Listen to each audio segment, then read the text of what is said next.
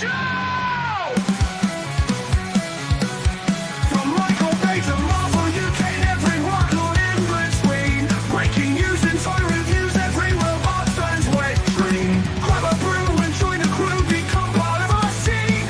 Bring your mom, let's drink her own, make sure you're at least 18. Welcome to the show, so party and let's blow.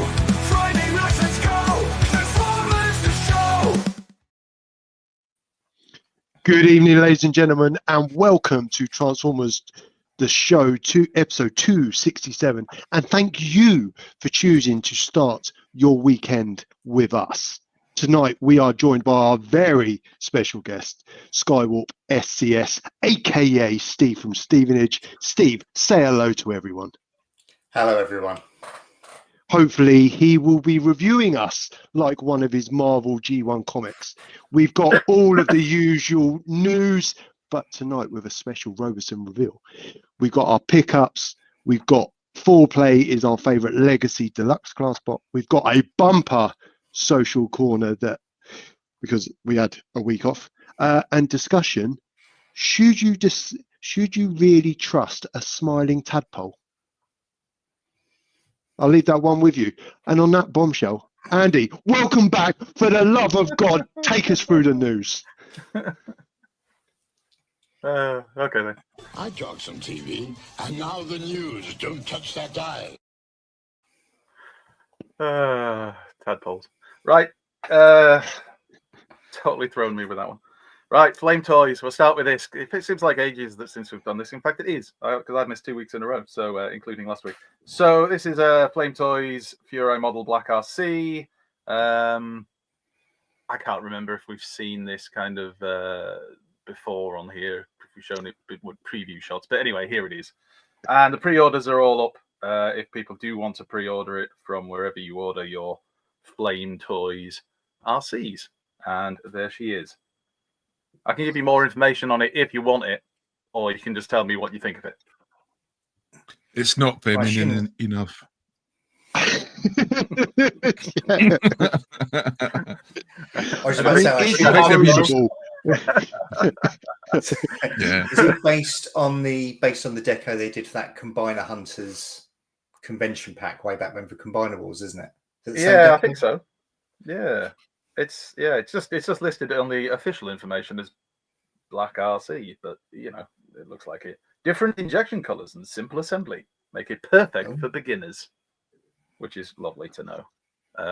Not really sure if that shot is necessarily needed, but there it is. Did you look feminine enough for you there, JD? Is that better? Not yet. There's always I think one. they're trying to be. I think they're trying to be too subtle. To be fair, Too subtle. Wow. Anyway, that could open doors. I picked up on it. Yeah. I know you guys did. Feel Don't like it's a reckon no from me. Yeah. All the it's same. Not for me. Not for me. But there you go. And there's the bits and gubbins. I think the rifle she comes with looks really cool. I know that it's not much of a compliment, probably. I like the rifle, but I do. So there you go. Let's move Steve's on. got that look as if to think we're not professional enough. Steve, you've been watching the show for like 2 years. Yeah.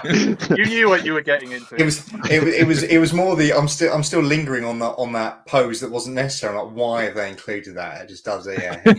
That's it, mate. We'll share it with you again later in the After Dark one. Right, Blockies on display at the 2025 Blockies Global Partner Conference. So we've got an Action Edition 7-inch Soundwave, Transformers 1 Galaxy versions of Soundwave and Shockwave, and Transformers 1 Classic Class Ironhide, Soundwave, and Shockwave.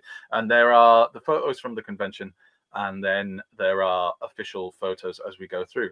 So, more Blockies, people. Discuss. Yes. And, Yes. and this, I think, is this is the Galaxy version, isn't it? They're looking at this now. Yes, Galaxy version. Yeah, I think so. Yeah, you know, and I think Blockies is going through some rebranding because I think they're starting to realise maybe the way it's translated and stuff, it doesn't always work. So these are Galaxy version. Then they used to have the Galaxy version Defenders, and I think they've cut that to Galaxy Defenders. Then you had the Transformers Galaxy, or was it Classic Edition? I think they're calling that Champion Edition now. That's the Champion They're Edition. renaming it. Which used to be the Classic Edition, and they'll look awesome. You know, I'm Ironhide, just the reminded same of Alan move, and Partridge Shockwave. and his Alan Partridge with his. They've just rebadged it, you fool. But that is, I mean, at least it's a cool sounding name for it. I think these ones, according to the listing, with Transformers 1 Classic Class, Ironhide, Soundwave, and Shockwave. So it's now Classic Class, not Classic Class. You just said. No, the Champion Edition. But it's funny you should say that because they've all advertised it this week as these are now Champion Edition, and then I saw some posts Classic Edition. So a bit Brilliant, fantastic. And then we had some official photos of them as well. It still says Classic Class on the official product stuff here, so God knows. I think it'll be the same scale, won't it? It'll be the same scale as same Class. Same figures, same frigging boxes. Champion place of the Galaxy. And these will be ready. I mean, these are readily available in so many places now. Look, I mean, we're not lovely. casuals. If you ask Border, dude, we're not casual walkies. We're smart casuals. And anyway, there you go. Shockwave. I think Shockwave looks nice. No backpack on it. But behind, that was like a good one. Yeah. But yeah, they look like blockies, and who doesn't like? Well, actually, there are some people who don't like blockies. Evening, Mick, if you're watching. And then a few more of the official product shots. Yep, see Champion down in the bottom left corner. It does say Champion. Champion. Champion. Absolutely champion. It's like you didn't trust me. No, I'm just saying there's proof of what you were saying on the screen now. Backing you up. You know I trust you with my life. And there you go. They look good. I do like Very the good. Shockwave in particular. They will complement them quite well.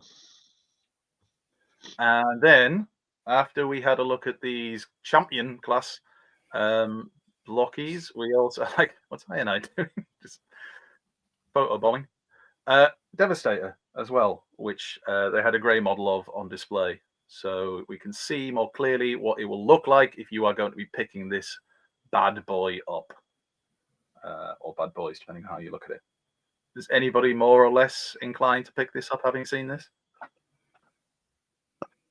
I mean, it's solid. It's another Devastator, isn't it? I mean, you need to get. I mean, people's collections going into 2025/2026 is going to be built off of Primes and Devastators. I don't know how many more we need. As a fandom, that is the one thing that we are not short of is Devastators. And I'm quite surprised that Blockies went for Devastator, given that Hasbro are obviously pushing their upcoming one as well. So, of all the combiners they could have picked, I'm genuinely surprised that's what they went for. But are you, because Sid Blockies are kind of following the G1 route, aren't they, and working their way up? And Devastator is the most iconic and the first figures. Yeah, but Defensor and the Protector Bots are clearly the best combiner team, so that's what I'd have gone with. But sorry. Anyway, right.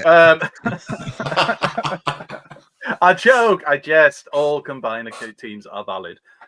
Just some are more valid than others. Anyway, let's move on from the Dinobots. Yeah, they're not a combiner team. Anyway, agreed. Mark Mayer from Hasbro. Please, Mark.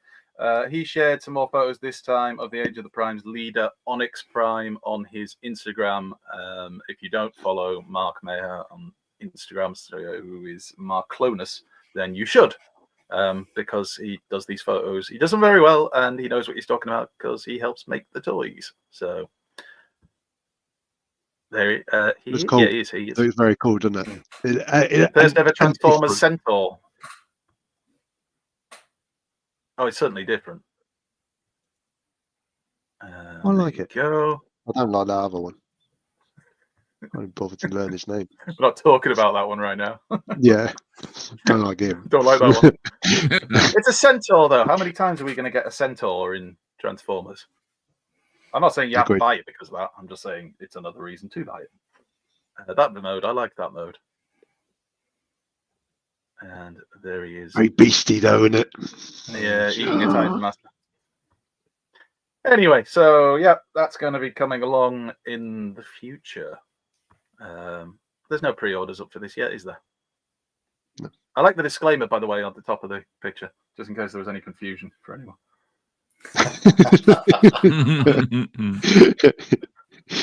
I'm shocked. Hasbro, pull your finger out. Can't even make your toys float. What the hell are you doing with yourselves? Yeah, I do kind of like it. It's beastie, but it's robotic beastie. So Yes. I think I can let that slide through. And he also put up some concept art as well to show how we got to that finished product. Right, shall we move on? Yes. Toys R Us was in Demand Toys, I think, wasn't it? During the week, and he got to have some hands-on time with some of the new Studio Series and Age of the Primes bots, and he's put videos up on his channel. These are stills that were shared from those videos. So we've got the Constructicon 2-pack of Hook and Longhaul with comparisons to the Combiner Wars and original G1 versions. Top one is the new Age of the Primes one, just for anyone who's not sure. It's that lighter green. And there's the new Longhaul in the middle there. I think, without being prissy and pedantic about it, I just feel like if it had been the Combiner Wars colour, would it have been an easier sell? I don't know, that, you know, with it really popping, because it is quite a real a pastel green, isn't it? And I just, I don't know. I not really noticed a massive difference in the colours until I saw these pictures, really. And then seeing them side by side, I was a bit kind of, it's a bit more of a dull, kind of flat green. We're so picky. The shade of green is not to my liking. Look at us entitled fans. Begone, foul Constructicons. Anyway, there you go. Hook, new Hook in the middle, like new Coke. I assume it's been done that shade simply to match the G1 or to be a closer match to the G1, is my guess. I'd have thought so, unless it's based more off the toon colours, as it is Studio Series, so it's kind of supposed to be off the cartoon, isn't it? Or the movie, as we call it.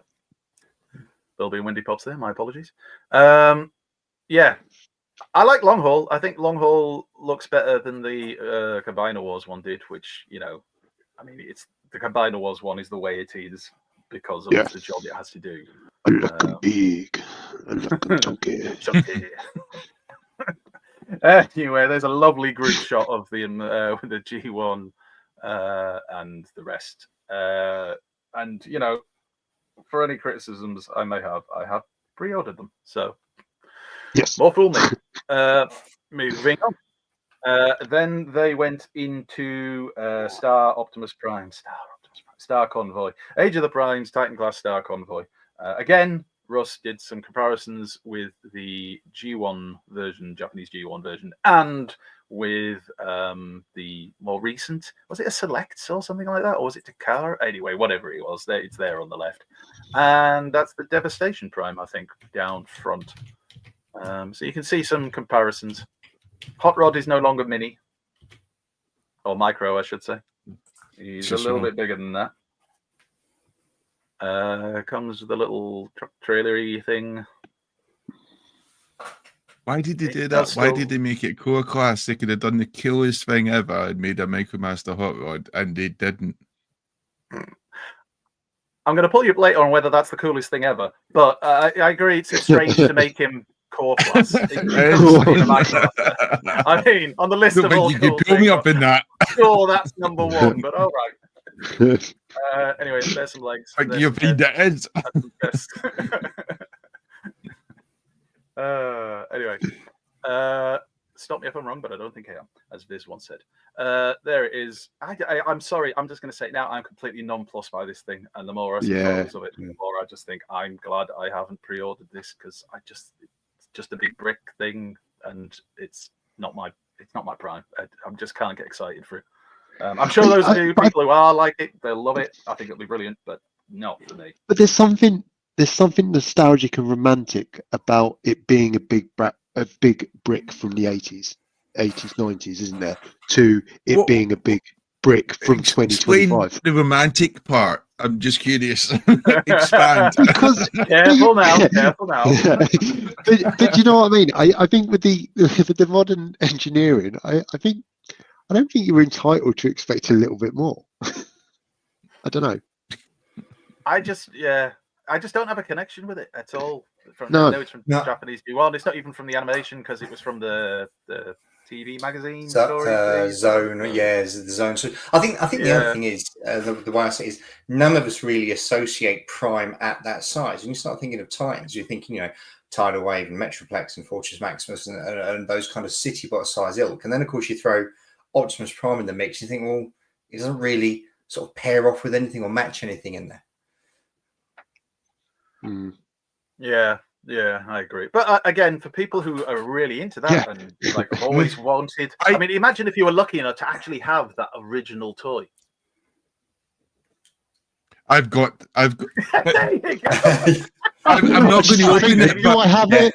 Do I have it? But the issue is, I don't. It's not Titan class in the sense it's a Titan. I thought it was Titan class in the sense of engineering and plastic they used, and it went above Commander class, so they fitted it in, and that's why it's quite a cheap Titan class figure.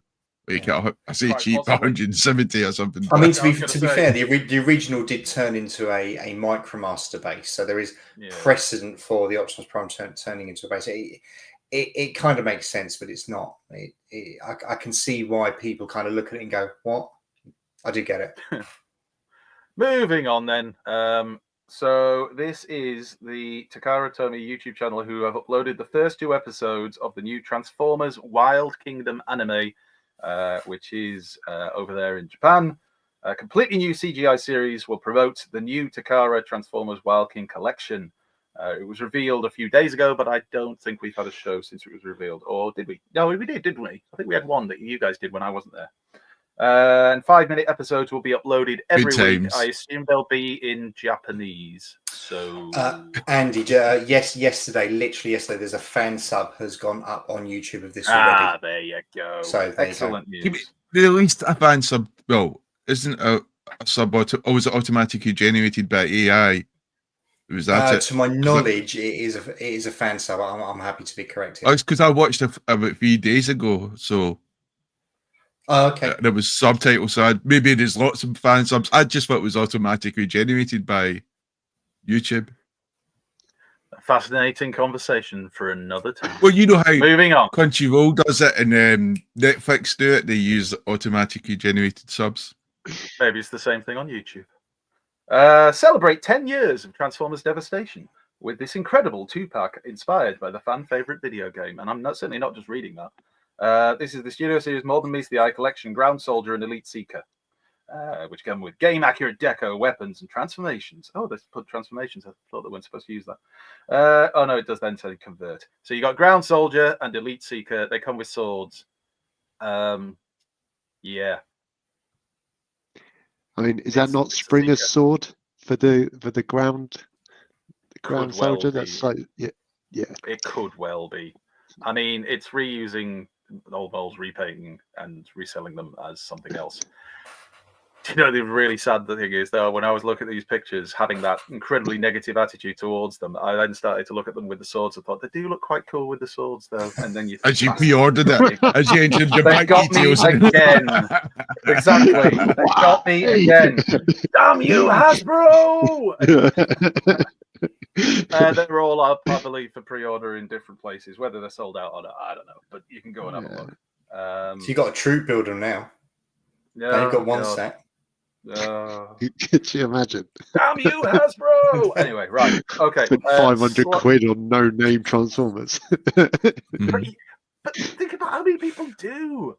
Like, how many people will buy all the Yeah. army builders, buy multiple ones of them.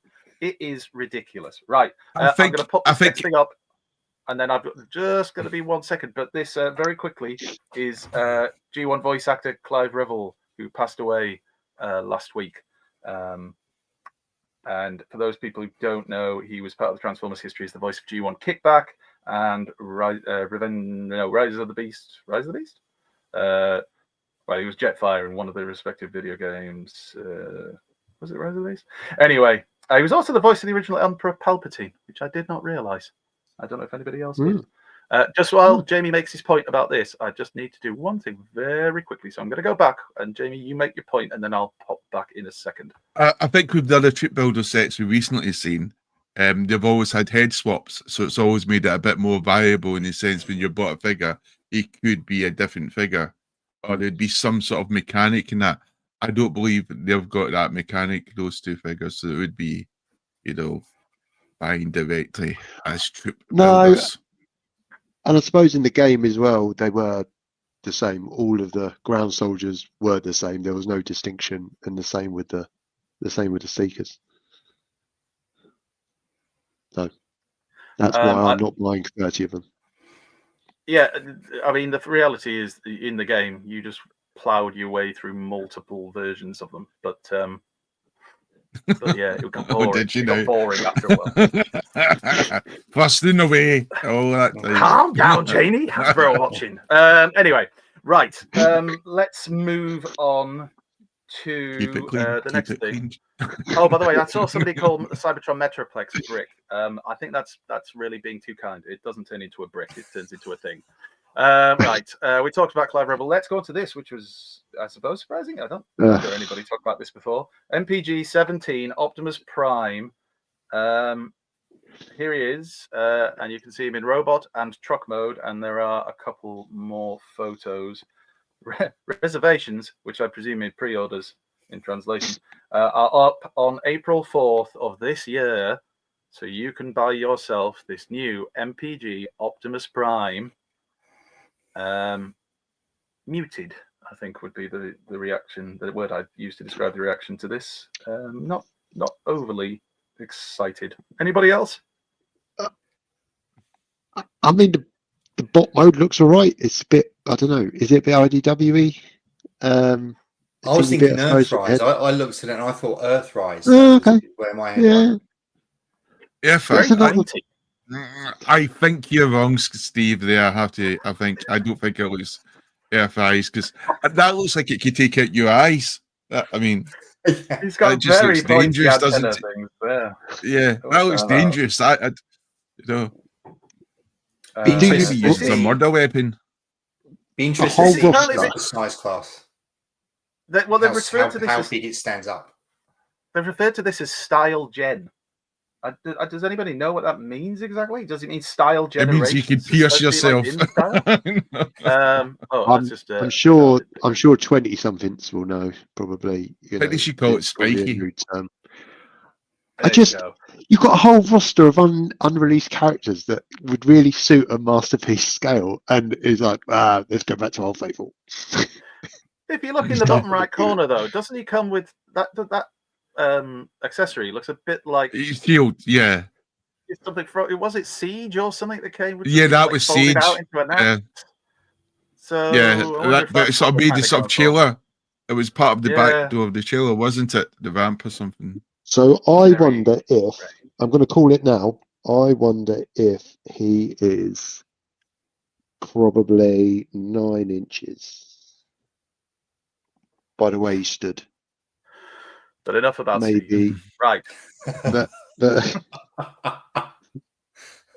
I love the way you just, by the way, get your tape measure out using my powers of deduction. yeah. Yeah. I reckon Anyway, 9.5. It It's won't coming be. in April. It, Or pre-orders. it's not masterpiece scale, is it? Proper masterpiece. Oh, I really hope it turns up in its masterpiece scale. Just to piss off all the Yeah, people what do we know? saying MPG is masterpiece scale, and then it comes out. You as stick to masterpiece Braun, Pete. You stick to him. scale. Yeah, that hidden gem. It is in, Jeff. I won't hear it said any different. Speaking of RoboSen, shall we have a look at some RoboSen, Jamie? Perhaps in a video. Yes, They have. I've got yes. And the top switch in. Open the sunroof. Open the sunroof. Oh yeah, you call it the sunroof, Ollie. I'm Yeah. going to call it the sunroof from now on, I think. It's difficult to keep it not like this sometimes with that. Hiya, friend. Bumblebee here. There we go. Now, as usual, if anyone's seen this before, you can do it the same way. You can go, hey Bumblebee, How's it going? transform.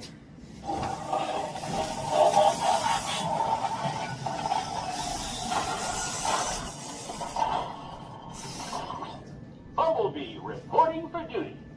What do you think? Cool. Bit of an upgrade, I think. So that's how Bumblebee Massive looks. upgrade. Yeah, massive upgrade. Yeah, and he looks very similar to the original, right? But he transforms like a more new style version. So I've been told by a Transformers collector. Sure. So yes, like Sujan was saying, so obviously the voice is the G1 original actor, his appearance is the G1 cartoon, but of course, as I informed Sujan, the transformation process for old school Bumblebee was just pull the arms out and bend his legs up, which obviously wouldn't make a great robot. Whereas this one, of course, is more based, you recognise the transformation process with it, and it was fantastic, wasn't it? Must have been very helpful with Law, to be honest. So there we go. If you're wondering about his agility, well, you'd be surprised. Let's do an action which involves moving a bit. Hey, Bumblebee. How's it going? Attack. I was born battle ready. Time to blast some guns. That's the music. That's why we've been humming it already. That's what we've been humming. That's why we're humming it. I don't know how it does that. Big feet. See how the back moves up to count that. I think gyroscope. That's just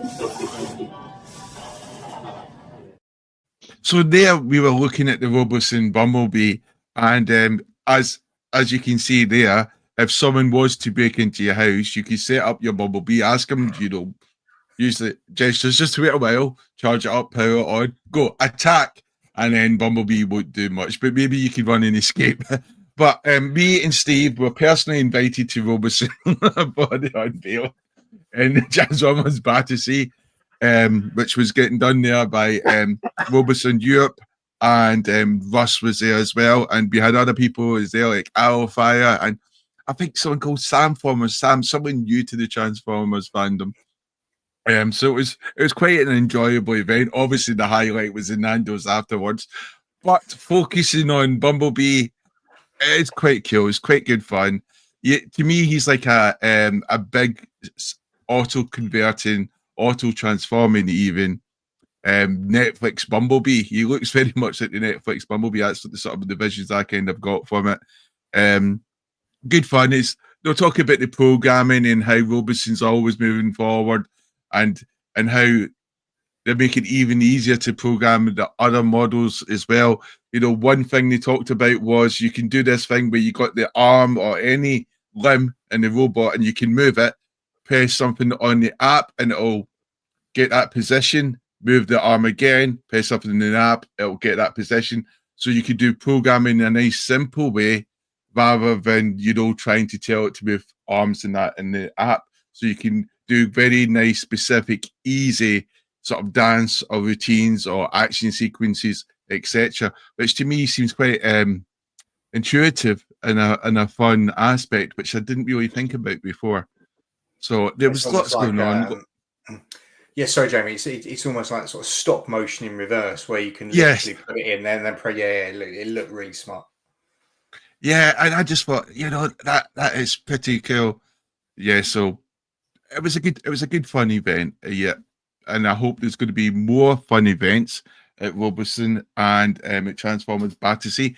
And there's going to be a Blockies event, which is going from Friday the 4th of April to Sunday the 6th of April. And it's going to be new products launched at Blockies. This is at Transformers Battersea in London. And there's going to be certain challenges, I think, like a speed challenge to see how fast you can build a Blockies.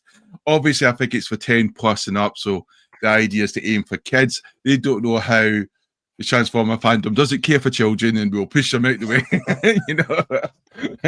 and stamp on their dreams and wishes as we try to win any competition going. But yes, look at Transformers Battersea website for more information. So, just before we move on, so having the Grimlock and then seeing that released, do you think it's moved on? Do you think Roboson's moved on? Or is it a different model kind of thing? From my understanding, it's almost advanced as the Grimlock. That explains the price, because I think its normal price is going to be something like 1,300. Early bird adopters, it's 900 quid. I keep thinking to myself, a sale. If I think a sweet spot for something like that, personally, it's 650, 750, because I think about high-end game consoles in that sense. But it's definitely more advanced than Megatron. It's got more of those chips, or I keep thinking of them as cogs now. You know, so it's got a lot more advancements, and I think they're always moving forward. And I kept on asking the guy, "What about Soundwave? Soundwave? Bumblebee looks awesome, and Soundwave. What do you think about it?" Yeah, so I was just focused on Soundwave, and that probably hopefully incurred should be. some. Yeah, sorry, they've probably incurred some extra costs as well, Pigs. It's officially licensed with VW, so it's an officially licensed VW product. So they probably had to, well, probably about it. They've clearly had to outlay some money to get the license. And I think Jamie, you might remember better than I did. They were saying something about they've even gone so far as to use automotive grade paint in consultation with VW on the Bumblebee itself to match what a VW Beetle would actually look like. Yeah, you didn't seem so keen in my idea about the wall test to test that auto grade paint, but yeah, you know.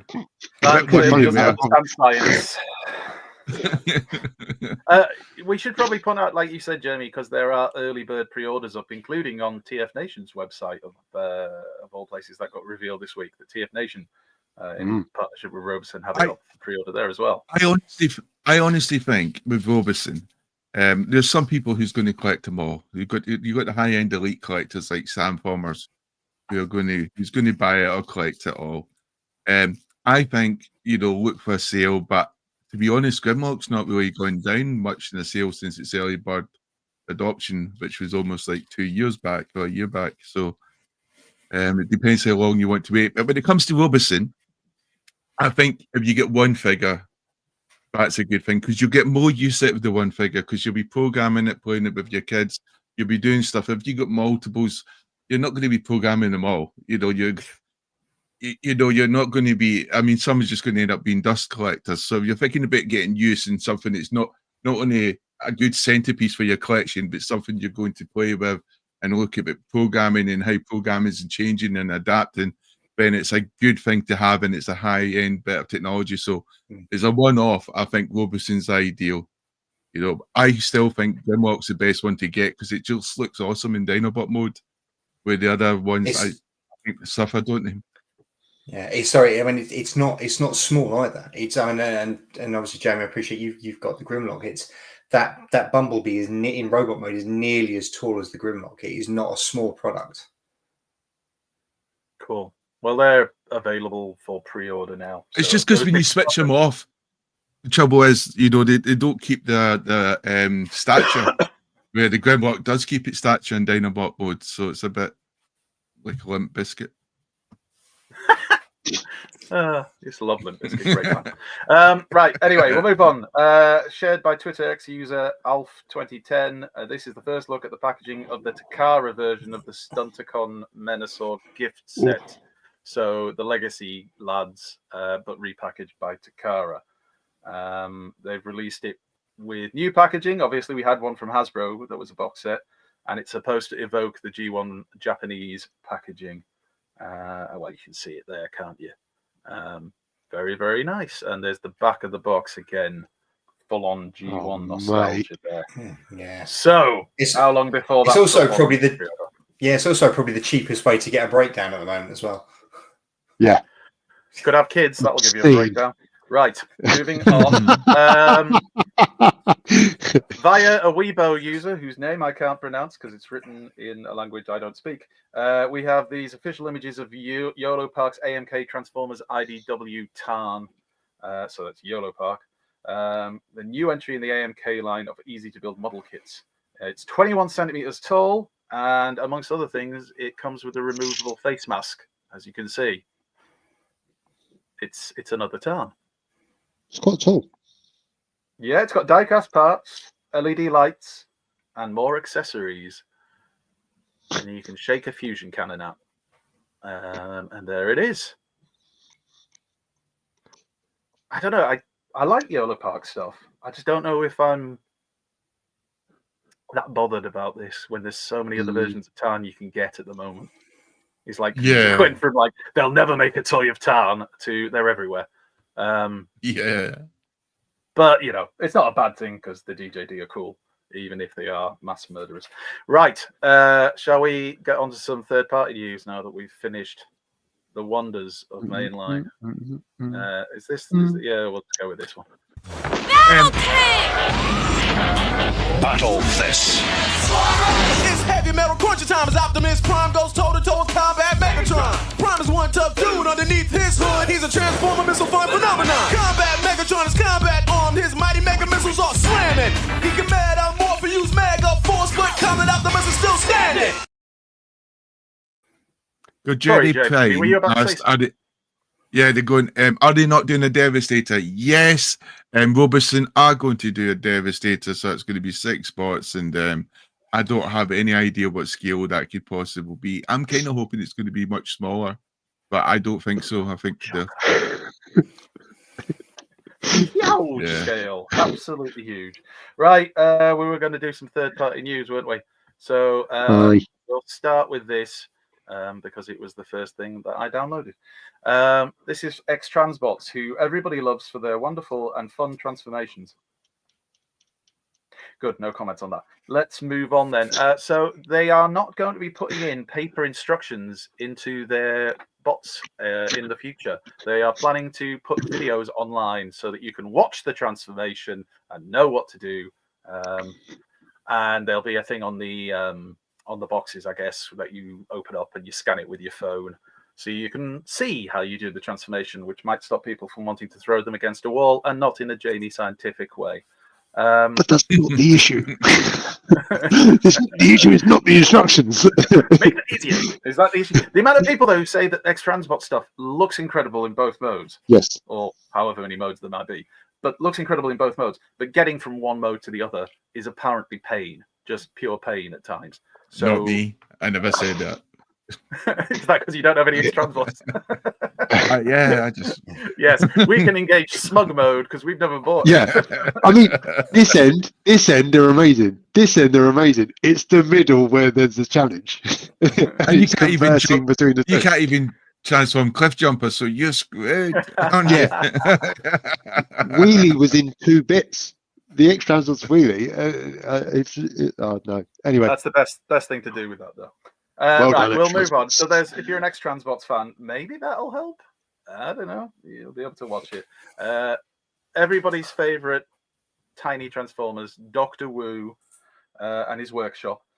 So this is their Cyber Mixer Truck and Cyber Shovel Loader as part of their Devastator that's going to be coming along, because we don't have enough Devastators. The fandom is crying out saying, why can't we have more Devastators?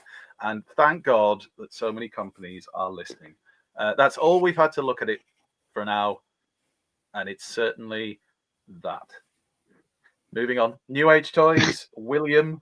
Why William? I don't know, but anyway, it's called William, a H69, and this is their Sunstreaker. And who doesn't like a bit of Sunstreaker? he looks quality. I hate to say it, but I feel like I'm getting into Legends. I feel like I'm now a Legends collector. A new age of quality. I thought I knew you. Agreed. I thought I knew me, but I'm in. I'm in. It's there are some quality bots. I read some information on this yellow accessory that it's supposed to. I don't know what it is exactly, but the information that I read said that it's like a sponger thing to open things up on the bots. It's not even like necessarily part of the toy. I don't know if that's true, and it might have been a load of nonsense. But yeah, that's a weird thing to include. As a weird thing to include as like a, and we'll give you this so you can actually get the panels up on the son of a monkey. Save using a screwdriver or whatever you might use as your spudger of choice. Anyway, very posable as you'd expect. Legend bots, to be fair to them, as teeny and tiny as they are usually very posable. And yeah, it's Sunstreaker. What can you say? Yeah, standing. I think I'll get him. Skywalk. I think I should get him. Chatting with Chip. I love that photo. It's something about it's got very Bee Gees feeling to it. And he just walking along. And then in Karma, I like that one as well. The models and stuff on that are very nice on that photo. Oh, so that's yeah, New I think Ages that's beautiful. William. Yeah, I've no idea when it's coming out. somebody in the chat will probably tell us that's been out for about 2 years. But anyway, there's some photos of it because it looked good. This is Romulus. We all know Romulus from New Age Toys, which is their Generation scale Megatron. And they've done it in a Browning deco. Very brown, because it's now a Browning deco. These seem to be very popular. I know from helping out with Primetime Toys that several of these were bought at the Minicon. And people were, there were genuine deliberations going on with people as to whether to get the cartoon or the toy deco. Well, guess what? There's another one being chucked in the mix now. You can get this Browning style one if you want to. So there's the choice. Does that appeal to anyone? Not that colour. It is very. I'd be quite up for I'd be up for if they did a comic colour one. They did a Legends one. Possibly. Agamemnon. Oh, I don't even know. Agamemnon. You got it right the first time, I think. Yeah. Agatha Christie. And that suits it, but this is a bit too brown. Minty. See, guy over 400's already on it. Yes.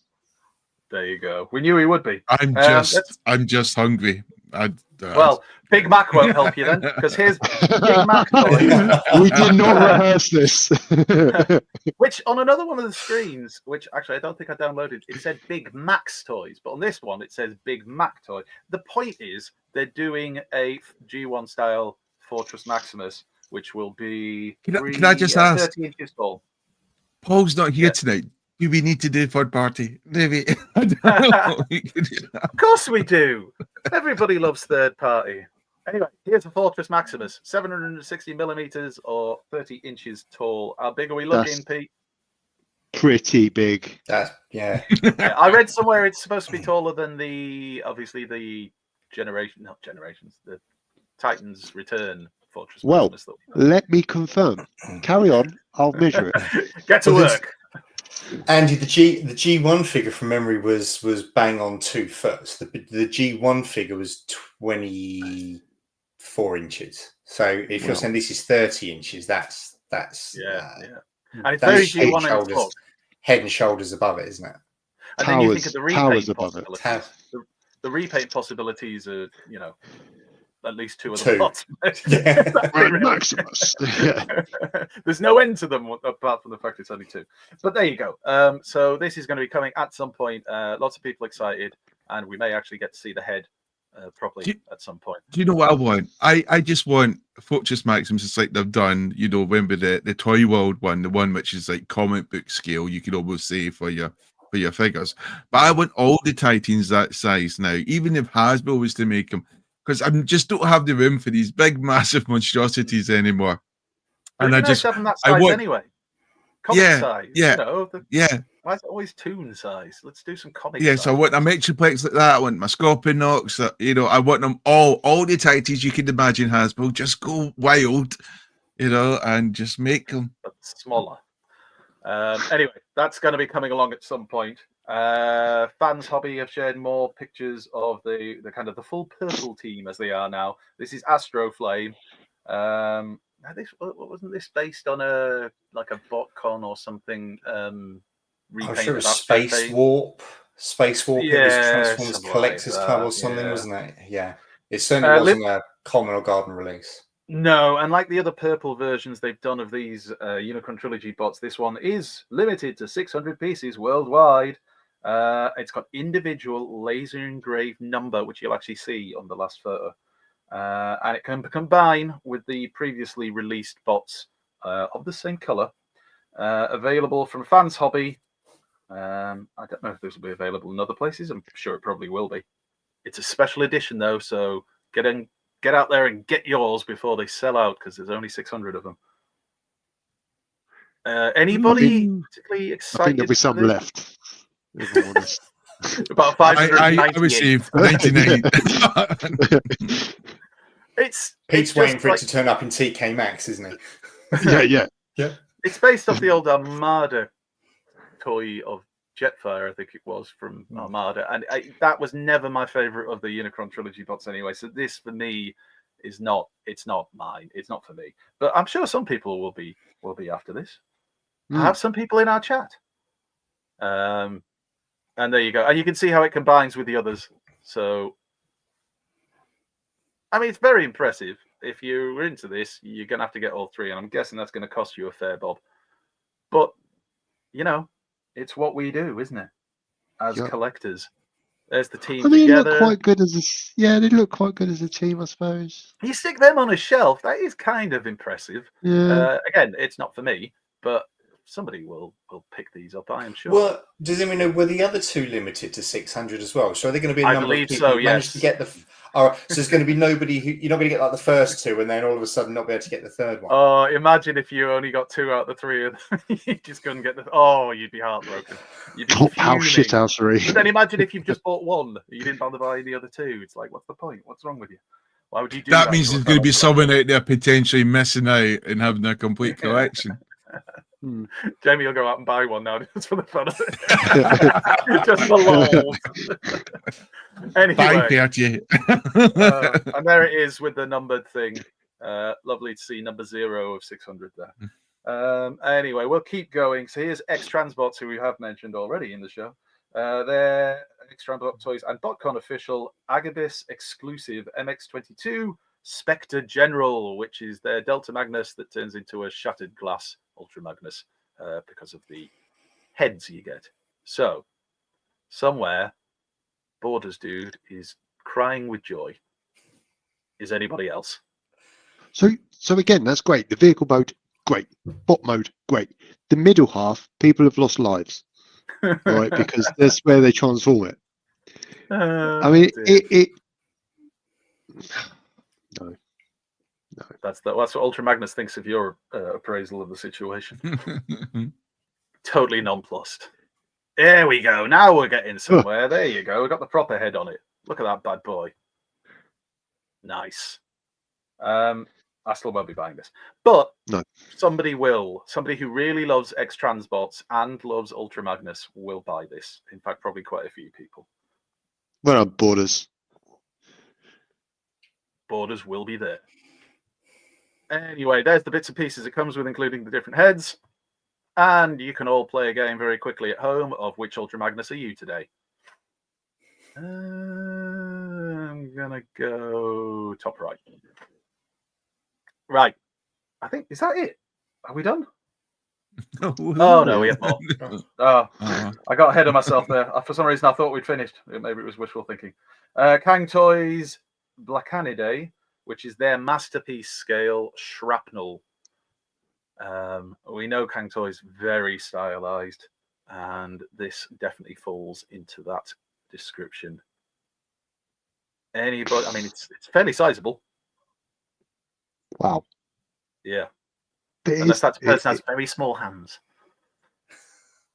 It is a personal defense device, isn't it?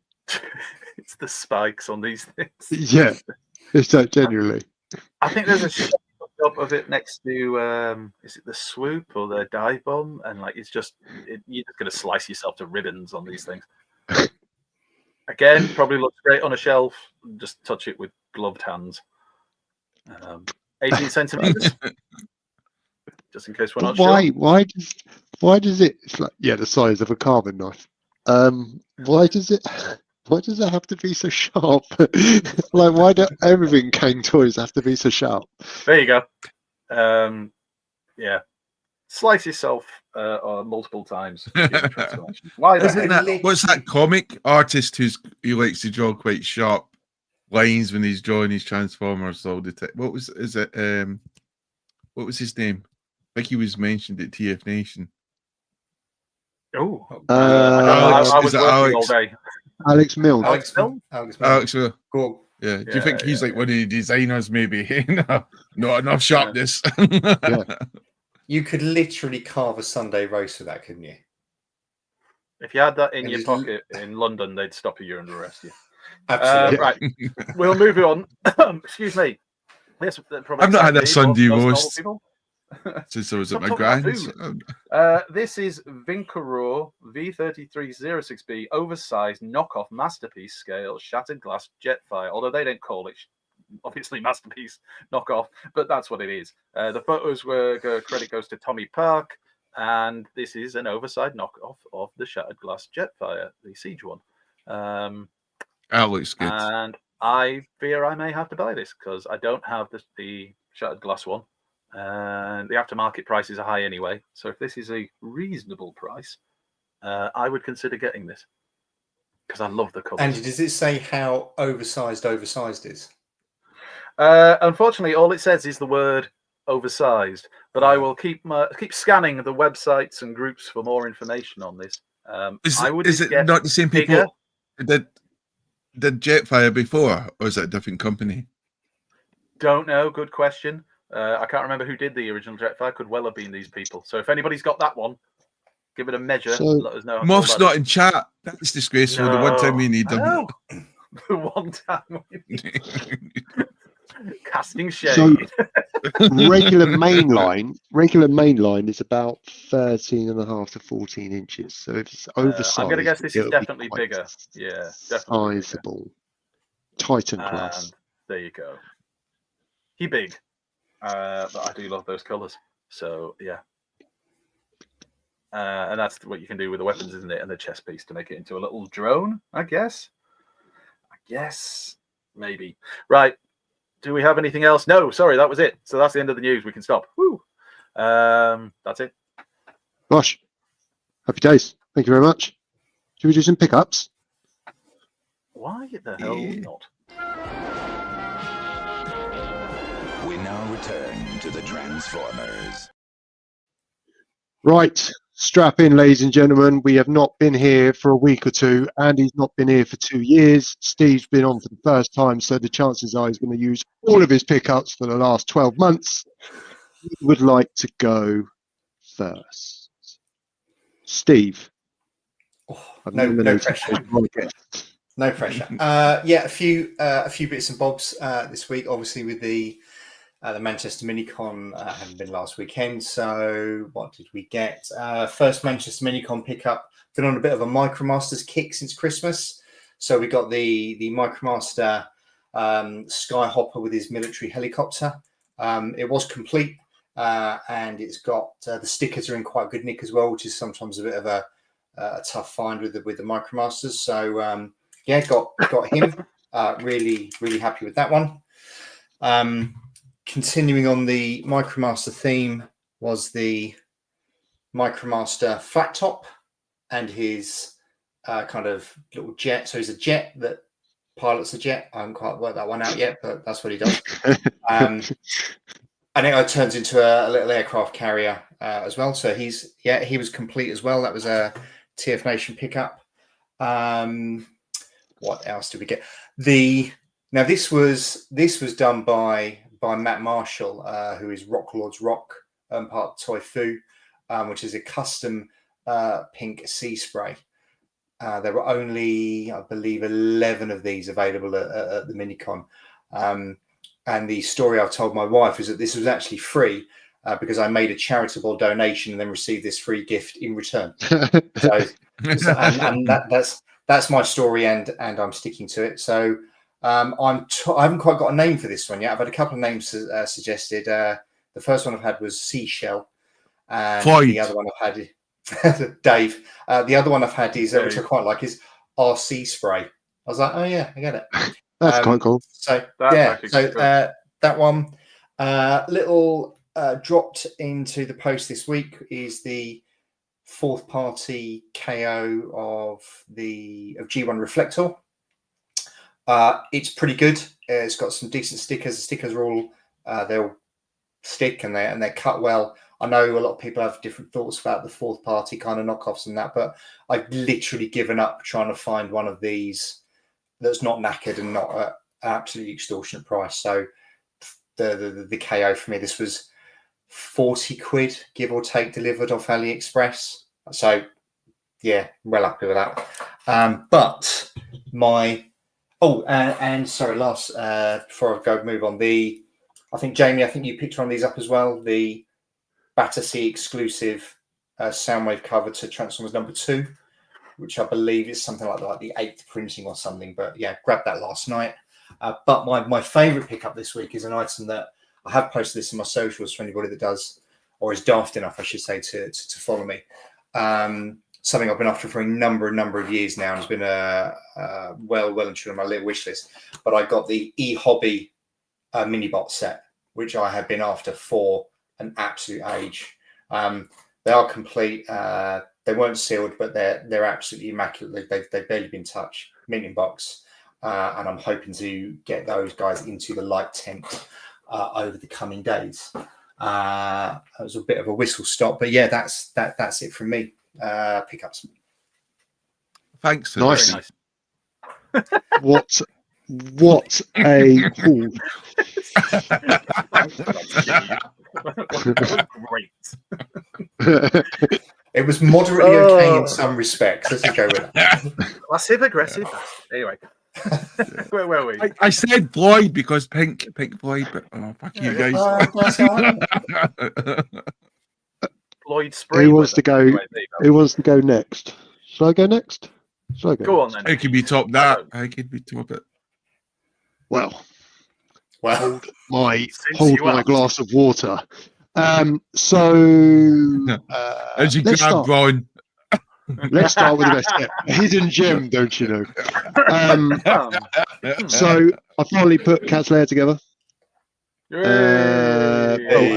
Finally, I've displayed him. So both Lionel and Mumra, yeah.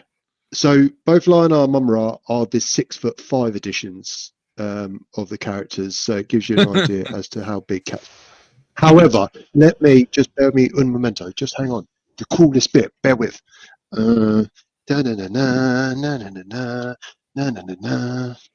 Look at this bad boy. Look, the lights are on, mate. Can you switch off the lights so we can see it better? Say it would have more effect if you turned your lights off. Oh no, it's too much effort. I'm not that bothered. So, was it worth the wait? Yes. Was it worth the money? Yes. Is it worth the space? I think so. I'll let you know in 6 months when I've had to deal with it. So, what else did I get this week? So, I got Masterverse Leech. He was on sale on Amazon. I know Andy's already got him. I was quite chuffed to find him on sale. I got Evil Lyn. How can anything that looks that good be so evil? It was on Vinted. I'm genuinely starting to get quite addicted to Vinted. I spend more time on Vinted now than I do eBay. Do we need to stage an intervention? No, because he's getting good cheap toys. Yeah. When I start paying overpriced for stuff, so Evil Lyn and I've got quite a broad spectrum this week. So NECA's Moth went to a toy fair and picked this up for me. So that is where Casey and April are at the farm in the Teenage Mutant Ninja Turtles film from 1990. I've already got both characters, but I haven't got this set. So, well, now I have, but I didn't up till that point. And then moving on to a lot of Vinted. Vinted is wicked. So from Minicon at the weekend, I too made a charitable donation to Toy Foo and picked up Fans Toys version of Outback, which is called Outrider. Now I feel like they missed a trick and they could have called him Aussie, because obviously Outback had an Australian accent in the 2 lines he had in the G1 cartoon, but I feel like they missed a trick. Outrider and Outback is a little bit too close, if I'm honest. But I picked up that was for a very reasonable price. Very good looking as well. And I received a present from Lily, who quite possibly is the nicest guy in the fandom, in my opinion. And he gave me a Grimlock Funko Pop. And I was gushing over it. And I just want to say, I know he's in the chat. Thank you again, mate. It was a lovely present and I really appreciated it. And like everybody else in the fandom, Hasbro just decided to drop all of the first wave pre-orders in one go. So I haven't even had a chance to open them up yet. But I am looking forward to opening this, but I'm sure one of my co-hosts has taken some exceptional pictures and we'll discuss it more in detail in a second. And that is it. I was going to say All right. I haven't taken any, but I appreciate that. Pete, I do. Yeah, right. okay, good. I'm my gonna go money next. was in Andy. I'm going to go next, just because then, and then we can get to Jamie's stuff. And I will point out that I have deliberately decided not to include any of the Age of the Prime stuff because I know that other people will have them, so I'm going to let them talk about them. But I am going to include this because we picked up a League Cup. Thank you very much. 70 years of her, all done.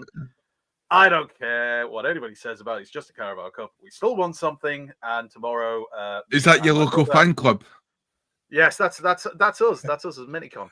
Tomorrow, me and my brother and my son, we're all trekking to Newcastle for the big parade and big celebration on the town moor. 100,000 people ticketed event. It should be fun to celebrate the fact we can no longer have the piss taken out of us for never winning anything. So yeah, I just thought I'd drop that in there because as I was joking with Paul at the Minicon, no matter what happens that's bad, at least we won the Carabao Cup. Oh yeah, we won the Carabao Cup. I don't know if I mentioned that just a second ago. Right. Other pickups. I'm going to go through the stuff just quickly that I got from Minicon. So I ended up helping Moth with Primetime Toys because unfortunately some of the other members of the team that would normally come and help weren't able to come and help. So I didn't want to leave him on his own. Ended up working pretty much all day from up at 7 till, well, the hall closed at 6, which none of us had realised. We thought it closed at 4, so we were like, "Oh, sugar." Anyway, on the Friday night when I got there, as well as seeing the lovely gentleman you see down the side of your screen, I also saw Ben, who is Benjago15 from Instagram, who is another lovely lad, and he had a spare Classic Class Nemesis Prime blocky, which he got because I think Game or whoever he bought it from had sent him 2. So they just told him to keep the other one. So he gave that to me, which was very kind of him on the Friday. And I also, I didn't really get time to get out and like buy stuff because I was quite busy all day. It was lovely, but quite busy. So at the end of the day, Moth had put aside a DX9 Vasily, which is the Legends double dealer you've seen previously. Partly because he wanted to give me something for helping out, even though I kept telling me he didn't have to, but also because he knows I love double dealers. So he wanted me to try. I think also he wanted me to try Legends. I think he's really trying to get me into Legends bots. Anyway, there's the Nemesis Prime. Very cool. I do like it. Classic Class, a little bit more involved with putting them together. It is just basically like though an elongated version of the Galaxy Class. It's like not hard. It's just a bit more to put together. But I do really like it. So thank you very much, Ben. And there's the Silly with Soundwave for scale. That's the YOLO Park Soundwave. And I'm surprised by how good it is in the sense of like the posability, and it's not that nightmarish to transform, although there are a few bits that are really stiff on it. And the wings in the actual bird mode, I don't like the feeling of them. I feel like I'm going to snap them off. But other than that, it's really nice. So he's going to go on the double dealer shelf as soon as I get a chance to gut this entire room and put up the new shelves, which there is a plan in place for. So this should be done by sometime around 2028. And that was it. That's all I got. I didn't really get a chance to buy anything, as I say, and I even didn't get the chance to make my usual Toyfu charitable donation, for which they often reward me with a free transformer. Unfortunately, by the time I got there, they were cleared out. But we'll probably talk more about that in the discussion at the end, which may include some discussion about Minicon, as well as the weird thing that Pete said earlier. And that was it. I think That I was covered good that quite as well. nicely. Well done, Stephen, Andy. I really enjoyed those. They were good. Shall we have a look at somebody who might have picked up a little bit more? I Do you my need to be big? TF Nation. It's gonna tease you and make you big. Yeah, fuck off. You've got a reflection of us. Yes. Look at us in the reflection. It's like Medusa, you're turned to stone. Don't look, guys. You know. So I picked up this from Jack Lawrence. I was very excited to get this. Jack Lawrence is an exceptional artist and an exceptional individual, and I love the Dinobots. And this, to me, was an easy purchase. And the only thing I was disappointed in was Jack Lawrence had not bothered to grow a sapling for the last 40 years, like an oak tree, fell it, and then make his own frame to hand me when giving me this print. Instead, I had to go and buy my own frame from Amazon. So, Jack, I'm giving you a 9 out of 10 because, you know, I'm 10 out of 10. But yeah, not just, you know, but I was a bit disappointed about that. You know, I know, but, you know, forward thinking, Jack, that's what I say. What I picked up this week. Well, I got myself Sentinel Prime, Big Blue. That's his new color scheme from Transformers 1. And do you know what? I mean, it's a nice enough toy, and it's clever stuff like the face mask comes up and stuff. But I just don't know if I'm the only person who just thinks it's come like almost like nearly a year too late. Because I've had exceptional things like, I say Blockies, but the Blockies Classic Class nailed this in its robot form at least. So you're thinking the alt mode has to be wonderful, and the alt mode is actually okay for Cybertronian Jet. But I just don't know. I just feel like it's so clever the way they did this sort of battle mode, and you know, and I like it. I do feel like the thighs could have been a little bit longer. It feels like a bit disjointed. But I feel like I'm nitpicking. I feel like I'm just disappointed because it took Hasbro so long to get this out. Obviously, if you ever worked from Hasbro, I'll edit this out, just say good stuff. But yeah, I just feel like it took too long, and that's taking the buzz. But everything, it checks all the boxes. It really is a good figure. It's clever. It's fun. I wish it was bigger. I'm screaming out at least for you know, to be the sort of like I can't even leader class or leader size. Just because I feel as a big bad, he should be big, you know. But yeah, and as I said, it's a lovely enough figure.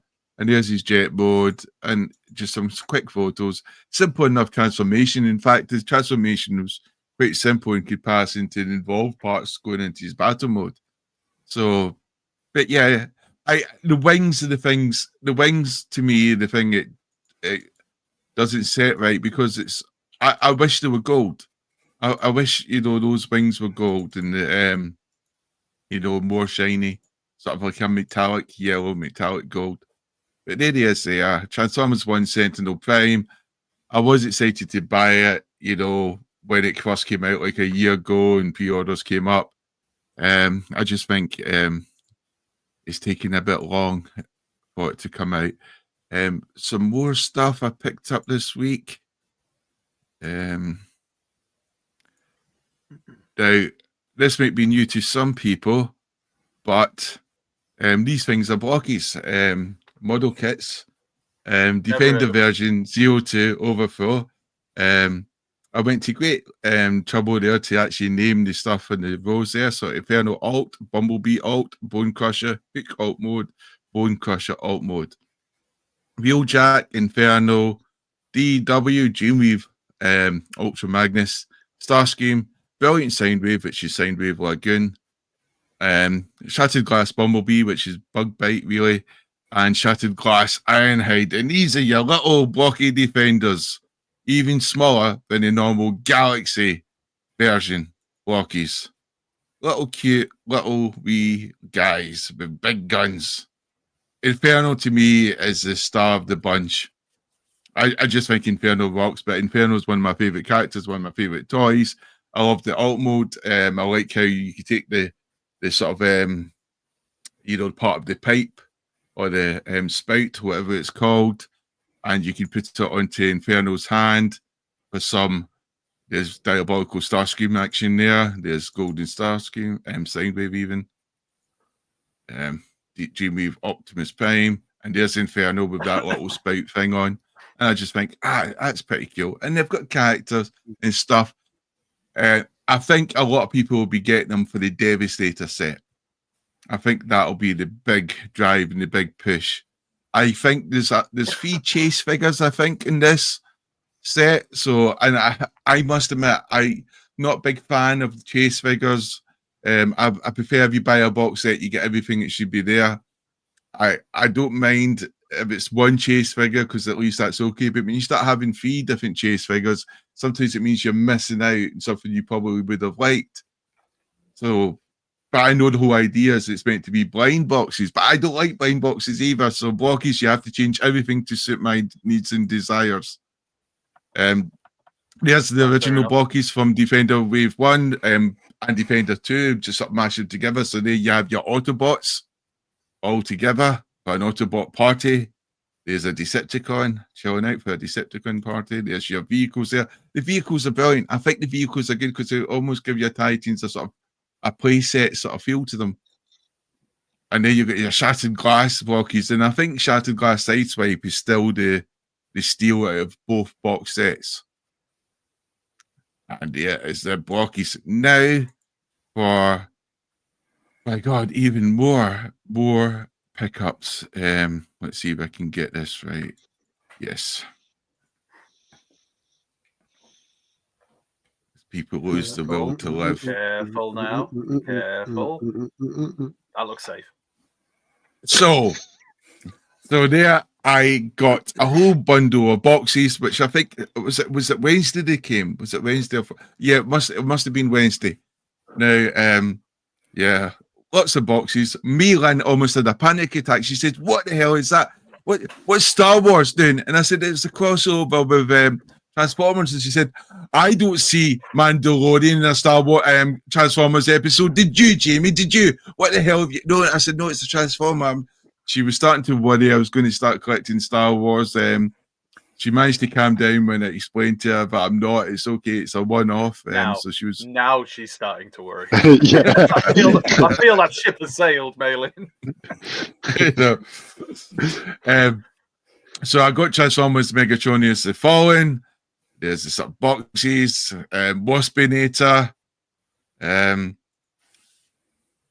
Solus Prime. I think everyone in the UK has gone through this situation where all the pre-orders that came at once. Slingshot, Air Raid, and there's just no way in Mandalorian if you're a mug like me and you bought it for the crossover.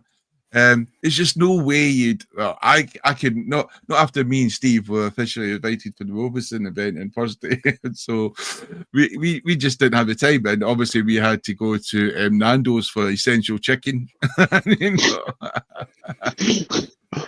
VIP chicken. Yeah. All the working people are really feeling for you right now, and you went for your Nando's chicken and your invited events. Yeah, that's terrible. Terrible. Well, we had to debrief the Robots and Bumblebees just to make sure we were fully prepared for the news this evening. Oh, That's I'm sure you clearly what it was. debriefed all right. Andy, what goes on at the Battersea store stays at the Battersea store, right? We had to do a sweep of the store to make sure no GoBot fans had got in. So sneaky. I did manage to do one picture, and that is of Megatronius there. Trying to create a aesthetic of a spooky, evil, because he is a monster, isn't he? He basically is just the most powerful Prime, and insane, and evil and diabolical. Becomes a herald of Unicron, and generally just evil incarnate. Bit of a shitbag. He's a right old tool. So that's my Megatronius, which I've just started to fool around with now. I wasn't really sure what to do with the cannon thing, but now I've got it there, so I think that's the best place for the cannon, is to have it there. Yeah, people are putting them in different places, aren't they? Yeah. Attach it to the actual arm cannon, can't you? The what's it called? got a proper name, the arm cannon. But anyway, you can attach it to it. It's mirrored out because of the friggin'. Let me see if I could use my skills to. See camera hide if no mirror my camera. Let's get it right so people can see it. Yeah, so it'd be kind of like that. That's the way it should be. The cannon there, and I went through lots of testing, lots of discussions and focus groups, and we've all decided that's the best position for the cannon. You know, when you say lots of it, do you mean you and Mei Lin? While she sat silently trying to do something else. When she said 3 times, she didn't give a shit. Yeah, she was trying to escape. Oh, I've dropped something. Oh, it's my phone. Oh well. I also managed to, for the Robertson event, I've got my free satchel bag of Bumblebee. Funny enough, they decided to go with another Bumblebee aesthetic rather than the Robertson one, so that was a unique, bold choice there. Which Steve mentioned, and I said, Steve, I think you've been unfair there. I think it's brilliant.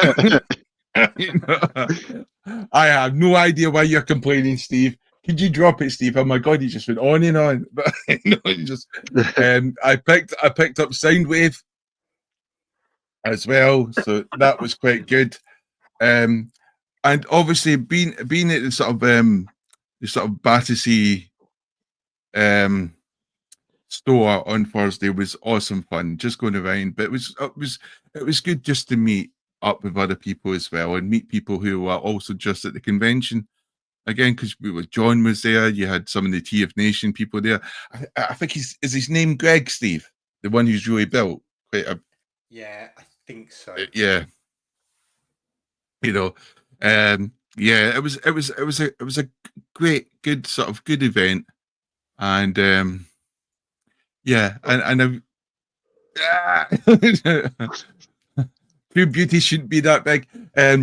Yeah, so it was fun, and to be honest, there's other events coming up, and there's going to be a Blockies event next week. I will be there with Mei Lin, so we will be doing more Nando chicken action hopefully later that day.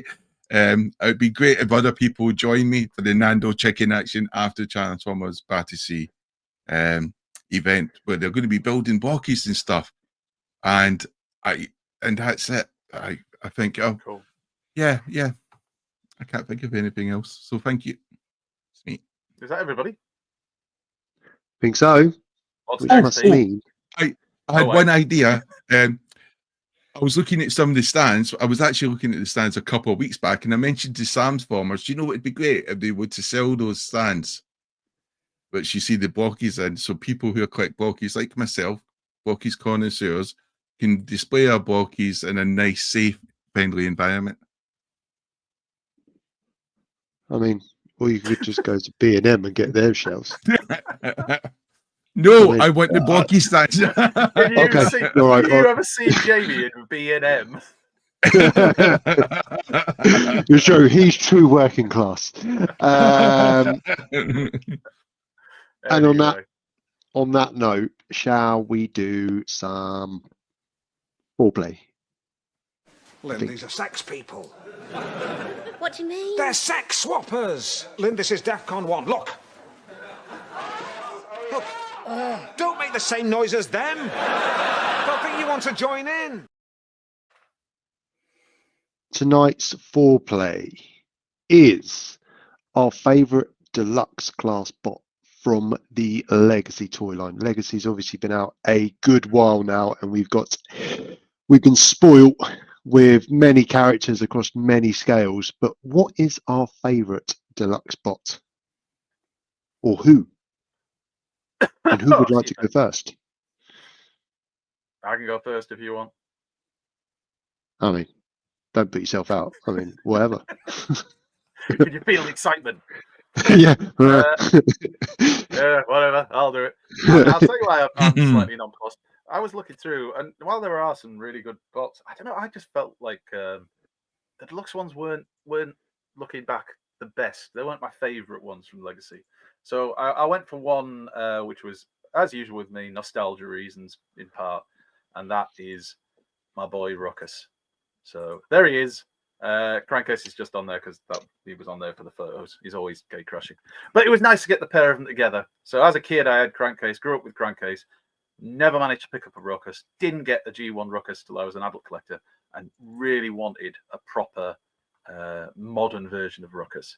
So it's literally came down to that. There are ankle issues, shall we say, with this bot, but I still love it. I love the buggy mode. I love the bot mode. I just think it's a really good modern reimagining of a G1 character, which is nice to see. Because we don't get enough G1. Such an underappreciated element of the Transformers franchise. So yeah, I'm gonna go with Ruckus. Special shouts out for like Needle Nose. I thought he was an excellent bot as well. Really loved him. And there were others that were good, but a lot of them I found a bit, the deluxes I found a bit meh. When I really think back, I just they don't excite me as much as the Voyagers did. So next week, I should be really excited. And much more up for it, Pete. Well, the toys anyway. Anyway, and there's mate, whatever. So many comments I could make. I'm not gonna, because we're keeping it clean. PG-13. Some adult situations. And that's it. Yeah, I'm gonna go with Ruckus. We've not had a proper G1 Ruckus. I know there was I think it was Collectors Club one, but that doesn't count because that wasn't mass retail. And then we've not had a proper G1 Ruckus since G1, and we finally got one, and he's good. And all right, he's one of the pain in the backside 2-packs, but I like the bludgeon from that pack as well. So I'm more than happy to have picked him up. So my favorite Legacy Deluxe bot is Ruckus, and a very special shout out for the Prime Cliff Jumper because I like that one too. That's it, done. That's how you do it. Posh. Who's next? Who would like to go next? Steve, would you like to go next? I will go next. Thank you kindly. I haven't got it to hand, sadly, but I'm sure everybody knows what it looks like. My pick is going to be the Diaclone Universe Clampdown from the Velocitron subline they did in Legacy. Because you can't go wrong, in my humble opinion, with an emergency services deco, which is why. Don't judge me. Which is why Defender is. I said nothing. I said nothing, Steve. we've had this conversation, and also because it is the Diaclone deco, it's a fantastic nod from Hasbro themselves back to the history of the brand, because they did a lot of those Diaclone decos. You got the red tracks, and then the Hauler wasn't a Diaclone, but Tiger tracks as well, and that Siege sideswipe mold that it's from was really solid. It was a really good. It was a little flat maybe on the profile. So I've just seen Brandon's comment and it's throwing me off. Sorry. Yeah. I mean, they got a huge amount of mileage out of that sideswipe mold. There was absolutely no two ways about it. You always knew you were going to get a red alert, but I don't quite think we realised how many other things they were going to get out of it. Great little mold, great little deco, fantastic nod to the history of the brand, fantastic nod to Diaclone, and Clampdown himself, would you believe, has only had in the history of Transformers 3 toys. And every single one of those toys has been a store exclusive. The first toy where Clampdown became Clampdown was the Hobby one, which paired off with the book box reissues from way back when. People remember those. I've obviously not old enough to remember those. I've only seen them on the secondary market. The series. Sorry. had I think it was Masterpiece. I think it was somewhere around 2016. I'm sure somebody will correct me in the chat if I'm wrong. That was a Takara Tomy Moore exclusive. And then obviously we've got the Legacy one when Legacy came out in 22, which was part of the Velocitron subline. So yeah, great little character, great little deco. Poor guy's always destined to be a store exclusive for some reason. Oh, and just to add insult to injury, the Velocitron one was short packed in the States at 1 per case. So have you been reading up on the wiki today by any chance? I came prepared and do my homework. What can I say? Knowledge You won't is fit in power. here, son. Pete. I- Knowledge You won't is fit power. in here, son. I don't take these tasks lightly. If you set me a task, I will look it up. It's almost like I'm researching one of my videos. So yeah, he's great deco, great. Well goals. played. Well played. Dropping so that I in did- there, YouTuber. Do you do videos, Steve? I don't know what you mean. Are we stalking YouTube? Oh yeah. Oh, right, just checking. Yeah, great, Bit of balloon great, for cats. yeah, great mold, great deco, loads of history to it. Yeah, loved it. Absolutely fantastic little toy. Very good. Quality choice. Quality choice. Shall I go next, Jamie, or would you like to go next? Your choice, sir. I'll go next. I'll go next and spare people. Spare people. Me. I mean me. Not you. I mean, Oh, dear. Yeah, I was I'll gonna go say. next.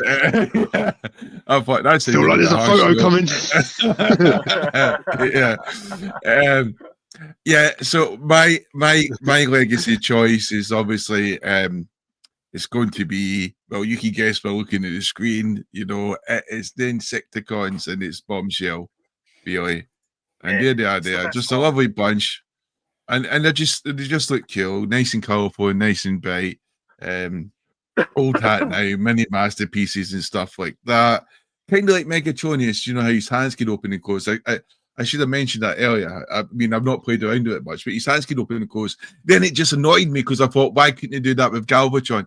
But I think they should do that with all the Transformers, have that hands at least open and close, because it just would give so much character and playability to these figures. And so they've got the Insecticons there.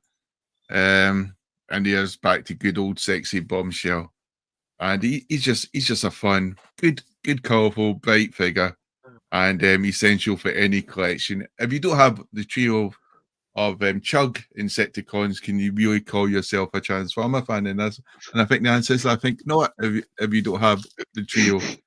It's amazing how often the answer to the question, if you don't have something that Jamie is showing on the screen, are you really it's amazing how often that question comes up. Episode 267, the gatekeeping one. Yeah. Who I would follow that up by, if you don't have it, who hurt you? Who done this to you? You know what I mean? You know, but yes, this is me, and I'm finished. Now you get someone good to talk to now. Well, there's no one left because no one's got the full set.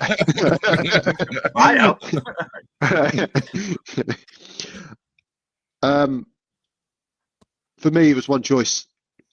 The mini masterpiece. No, he's Studio Series I 86. expected you to put Brawl. No, I bet you thought about it. Fudge off. I thought you were going to do what Steve said and go subline. No, Steve, it's not a subline, is it? Failed line. But yeah, Steve's choice actually was a legacy subline, so he can get away with it. But Braun would have been outright, he'd have been slapped back down again. Well, look, I didn't pick it, did I? So, but you thought about it. Tell me you. You didn't pick Braun, but you still picked a G1 Minibot. Is that what we're hearing? Yes, but this one was from the correct line, and I haven't picked this one for ages because I haven't. Mini masterpiece gears. No. Well, no, I don't. No, I don't think he's a hidden gem because I think realistically, everyone else's pick in the chat and watching this show back on Catch Up will pick Gears because he was the best spot of the line. He's a mini masterpiece. So G1 accurate.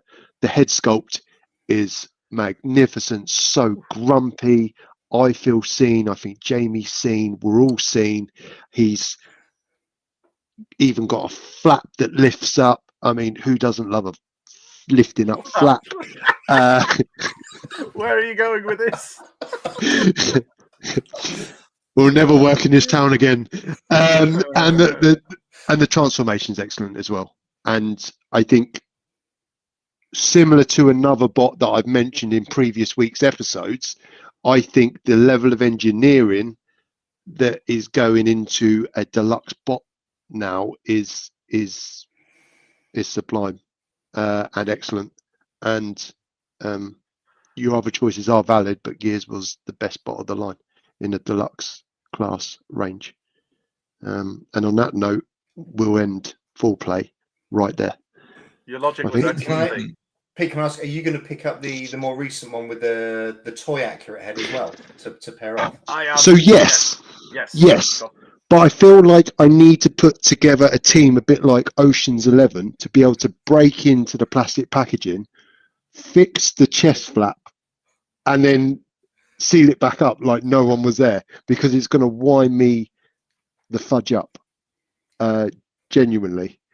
But yeah, I think the head sculpt, it was crying out for it, wasn't it? A Mr. Ron version. John just put me off now. I feel like you're taking the piss, John. All right. However, I did watch the Apprentice episode when they were doing the last night when they were doing the shopping channel one. Anyway, moving swiftly on. We'll do some socials, but I need to open up the socials. So, who wants to sing the social theme tune this week? Are we not just let's just use 22 seconds of pure gold, Paul created. No. Let's all bask in his glory. My English friends call me Lorna. I'm coming out of the fauna. If my cat died, I would mourn her. It's time for Social Corner.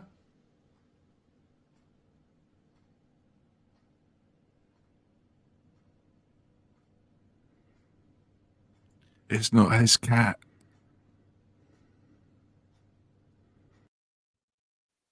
That is genuinely terrifying.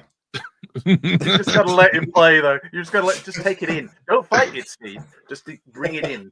Bring in the Paul. Just go bring with in it. the Farrelly. Push out the hate. Anyway, sorry, Pete. Go on. You're still not ready, are you? No, I'm ready. I know it's ready to share. It's ready to share. I do apologise this for Steve. I do apologise, Steve. You work with computers all the time. No, it's there in the sharing. I mean, yeah, it is now. Let's add it to the stage. It's been there for ages. Fudge off. It's too you can't say it. Then you blew it, Pete. You ruined it for everybody.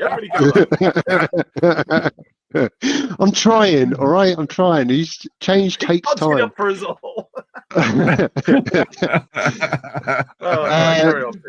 Don't worry, I'll contact Hasbro and say we can drop him. It's okay.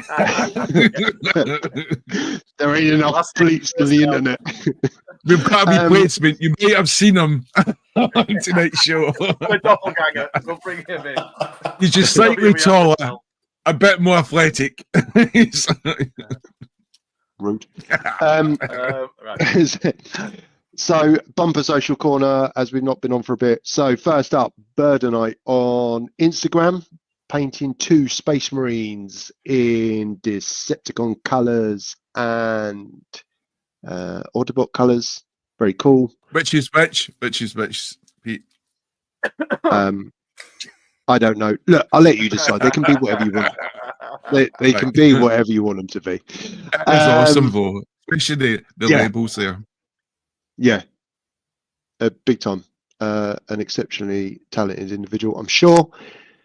Sam Formers. That was the picture he asked me to put on. I was like, oh, come on, Sam. He said, no, you have to pick one on. So we picked that. I still want that Masterpiece Bumblebee. I know everyone complains about the head sculpt, but I genuinely, yeah. But it's crazy price on the aftermarket now. But anyway, exceptional photo from Sam Formers, and he's an exceptional guy. You'd expect nothing less. Well, I would disagree. I don't think he's an exceptional guy. I think he's my nemesis, actually, on Instagram. But actually, on Instagram, he's been doing numerous posts like these, nice little quotes, which he got from another genius Instagram poster. He's been doing nice pictures where he has masterpiece photos up there with Chug or vintage line figures showing both there, and I think it's quite a cool take. So it's well worth the follow. But Sam Formers on Instagram, or Sam's Formers, I should say, on Instagram. On Blue Sky, Serpy Matt, I don't know what why Flywheels really stuck out. But I love this photo. I looked at it a couple of times. I think just the way they've got the way Matt's got the background. It was a great toy. In fact, one that's on my TFN pickup list. Flywheels.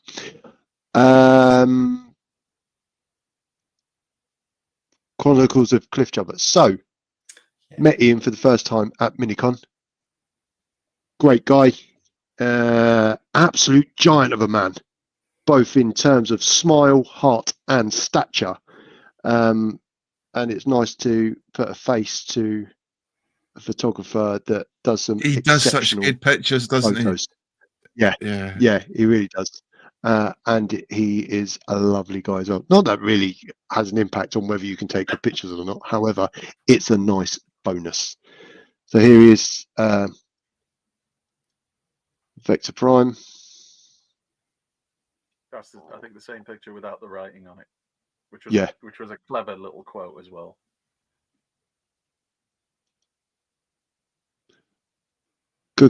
Chris on Twitter with is that the YOLO Part Prime?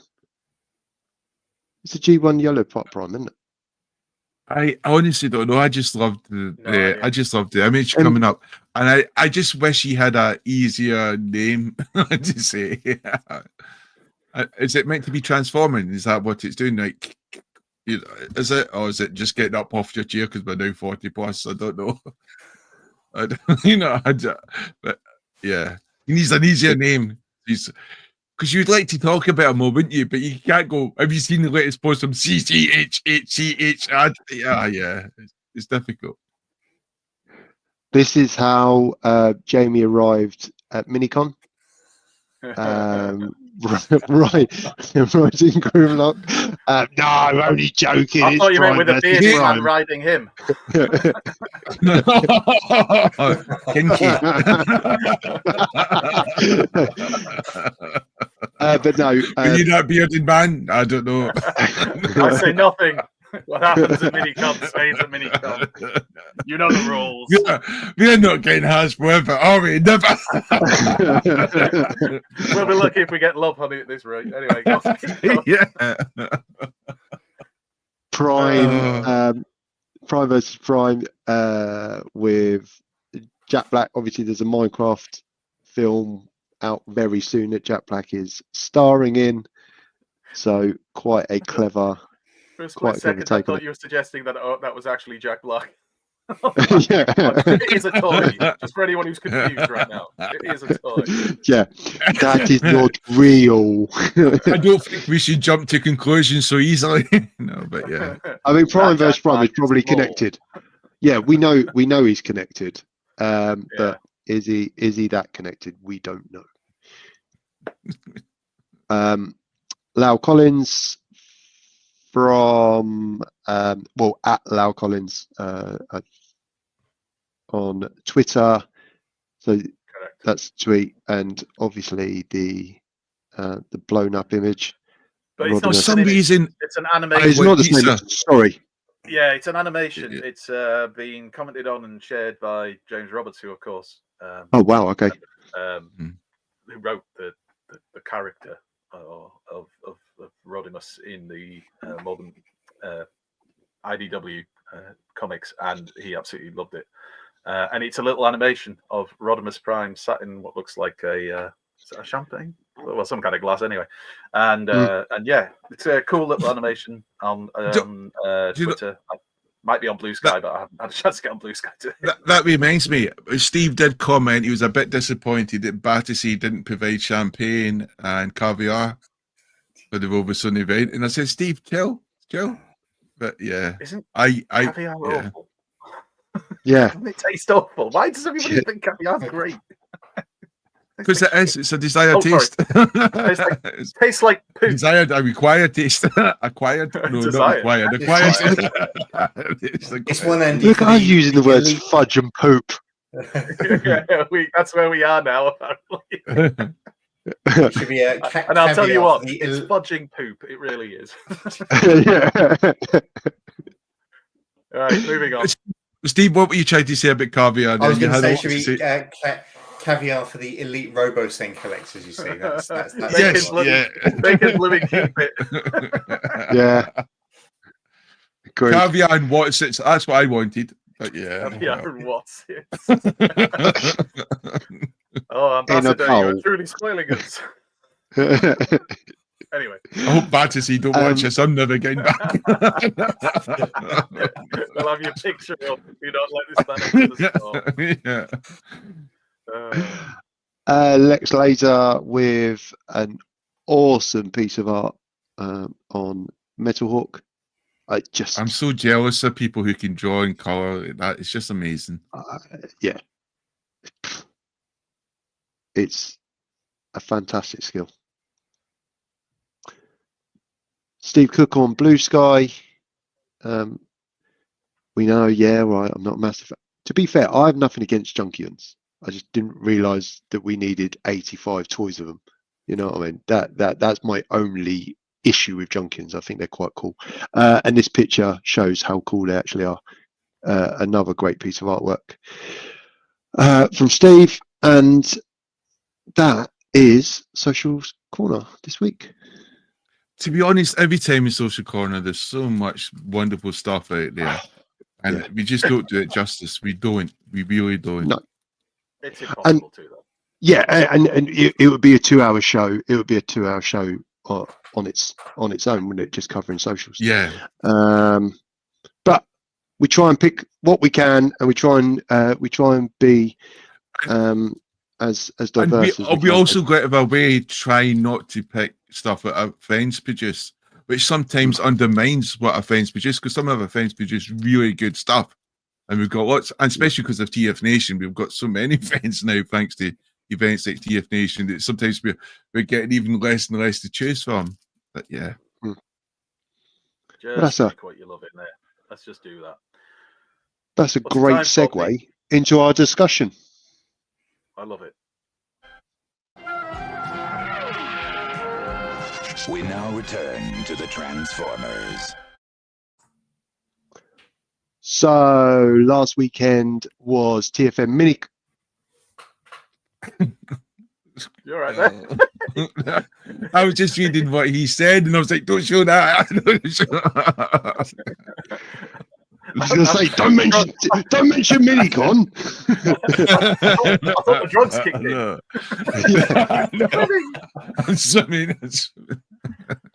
I mean, am I right? Am I right to go on? Yeah, you go. All right, perfect. All right, terrific. Yeah. Last weekend was last weekend was the first TFN event of the year. It was the one-day Minicon in Manchester. Another exceptional event. Wish it was a little bit closer, but it wasn't.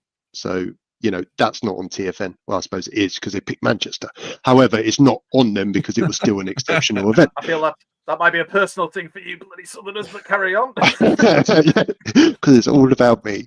No, it was an exceptional event with so many highlights and so many great bits to pick out. What were some of your highlights, fellas? Xeno played. Okay, good. Definitive edition. But he's going to be well chuffed watching this. I bought it with me on my Nintendo Switch, and on Saturday night, true to form, after Milan lured me down with the promise of a meal, and she didn't even order me a meal. She thought we could share, and I was like, share a meal? I was so annoyed. But yeah, Xenoblade. No, actually, the whole event was wonderful. I really enjoyed during the day.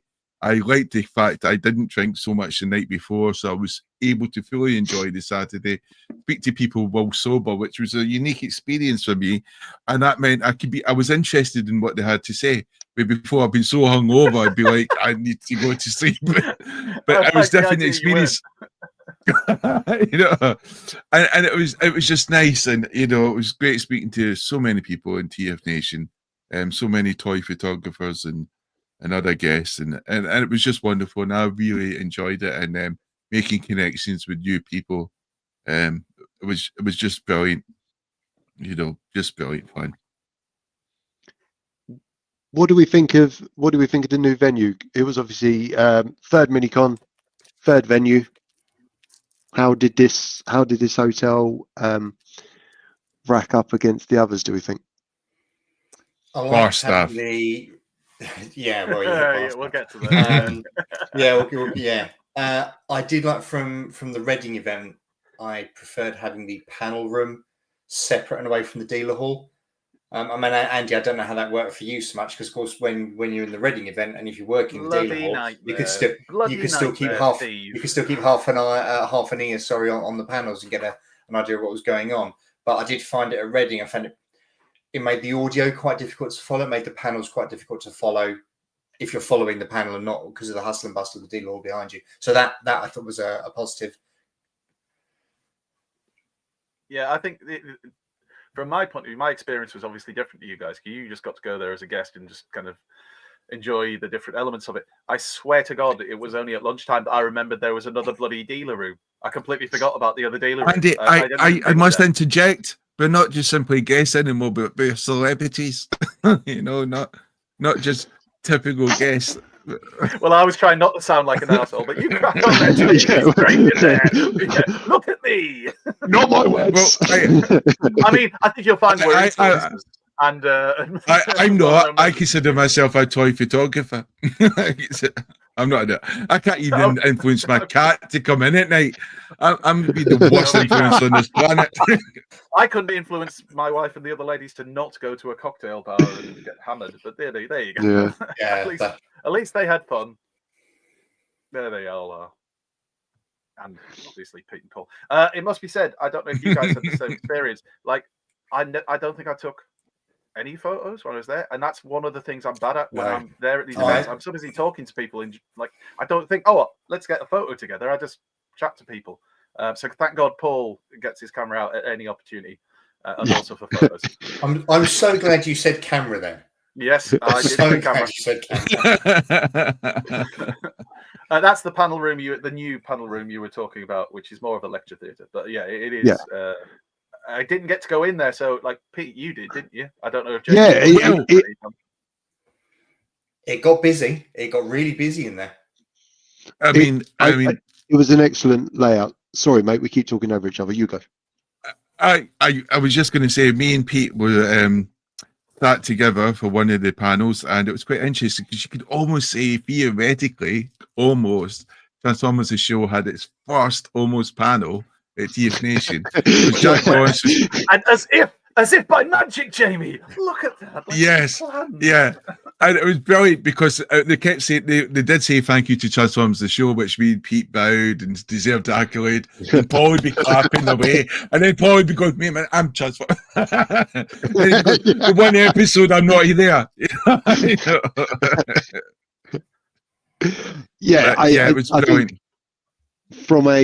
From a really, from a arrogant perspective, it was lovely to be in a position where, Jack was able to use the segment of the video that we done over Christmas, New Year to kind of explain the topic he was talking about. So Jack done some live commentary. I mean, we weren't watching that, let's be honest. We were just watching ourselves on the big screen. But it was lovely. It was lovely to see people's reactions as they did a almost flick through the scenes, and Jack talked over each segment, and the gasps and the kind of, oh my God, look at that, as it went through the comic creation, was really nice to be a part of. It wasn't it? It was really. It was a wholesome panel. It really felt like a wholesome panel. It was just I think to me it's legendary for us as Transformers the show, because when we saw that, we were all taken aback.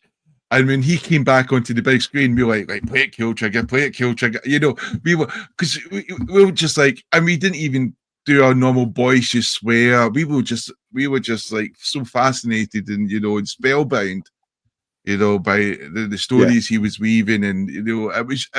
And we just had to sort of wake up and and it was hard to get away that because we could see what the audience were doing, you know, and we saw that original, you know, rough sketch we did, you know, which was brilliant, and then to the actual the pencil stage, we were like, oh my, yeah, it's an amazing thing to see.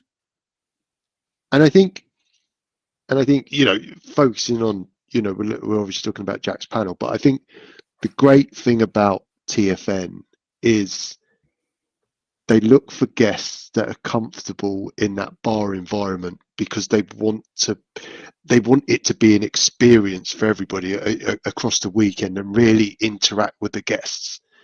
And that was summed up perfectly on Friday night, because Jack spent pretty much the whole evening with us having a beer on Friday night, and he's just such a cool guy.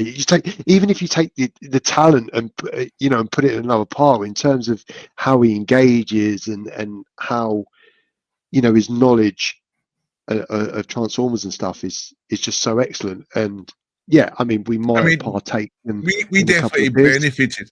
For me and Andy were watching you, was you talking about the boy band chat, just to make sure it was, you know, didn't go over the top.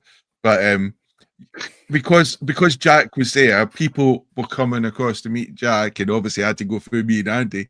So it was quite cool, because we were starting with lots of other people, which we get out of it. Yeah, it was lots of and avoiding a certain RoboCop who was just smashing his way to the bar every so often. But it was good fun. It was good fun, and you know, speaking to some wonderful new people. I probably enjoyed the Friday night. It was absolutely brilliant. And then Friday night was excellent. Yeah, Friday night was it was a weird mixture of being chilled but also just really good fun. And as you say, Jack being there and just spending most of the night just chatting with us was really cool. The fact that we should give a bit of background and context to the fact that it's us on the screen, in case anybody didn't know, which was that on the Friday, Jack had found out, of course, that they wanted him to do a panel about the very thing he had done on our show.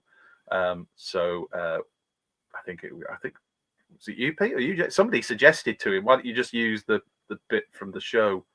And, and he just said, we had a video clip all up in the channel, didn't we? Just that that's whole what segment. I said to him. I said, Jamie's literally clipped that part of the show and stuck it on as a separate video. So all you'd have to do is put it on the screen, just play it through and pause it at times and just add a bit more context to it if you want. And he did. And from what I hear about it, it went really, really well. Unfortunately, again, I was working, so I wasn't actually there for this moment. But yeah, the first official involvement. We should have emphasized. We didn't swear. We should have emphasized that. Listen to how clean it is, everyone. Look at how good we were. Can I just ask, though, at the end he did a bit of a Q&A, I believe. How many questions was he asked about why on the video we're wearing Christmas hats? Or was that explained beforehand? Because if you look on the left, Jack and Pete still in the Christmas hats. Just a typical Friday night. With the boys. That's how we dress. That's how we dress for the show. That's just what we do. Because with us, every Friday is Christmas, baby. I think what's really, really important to remember about TF Nation is that it is fundamentally it is a fan-run event. It is not a. It's going to sound disparaging. I don't mean it to sound disparaging. It is not a professional outfit where their sole purpose is to lay on events somewhere like MCM, and it is spectacularly done. It is absolutely spectacularly done. I have been to professional events that have not been run as well as TF Nation. And my hat is well and truly off. Not my Christmas hat.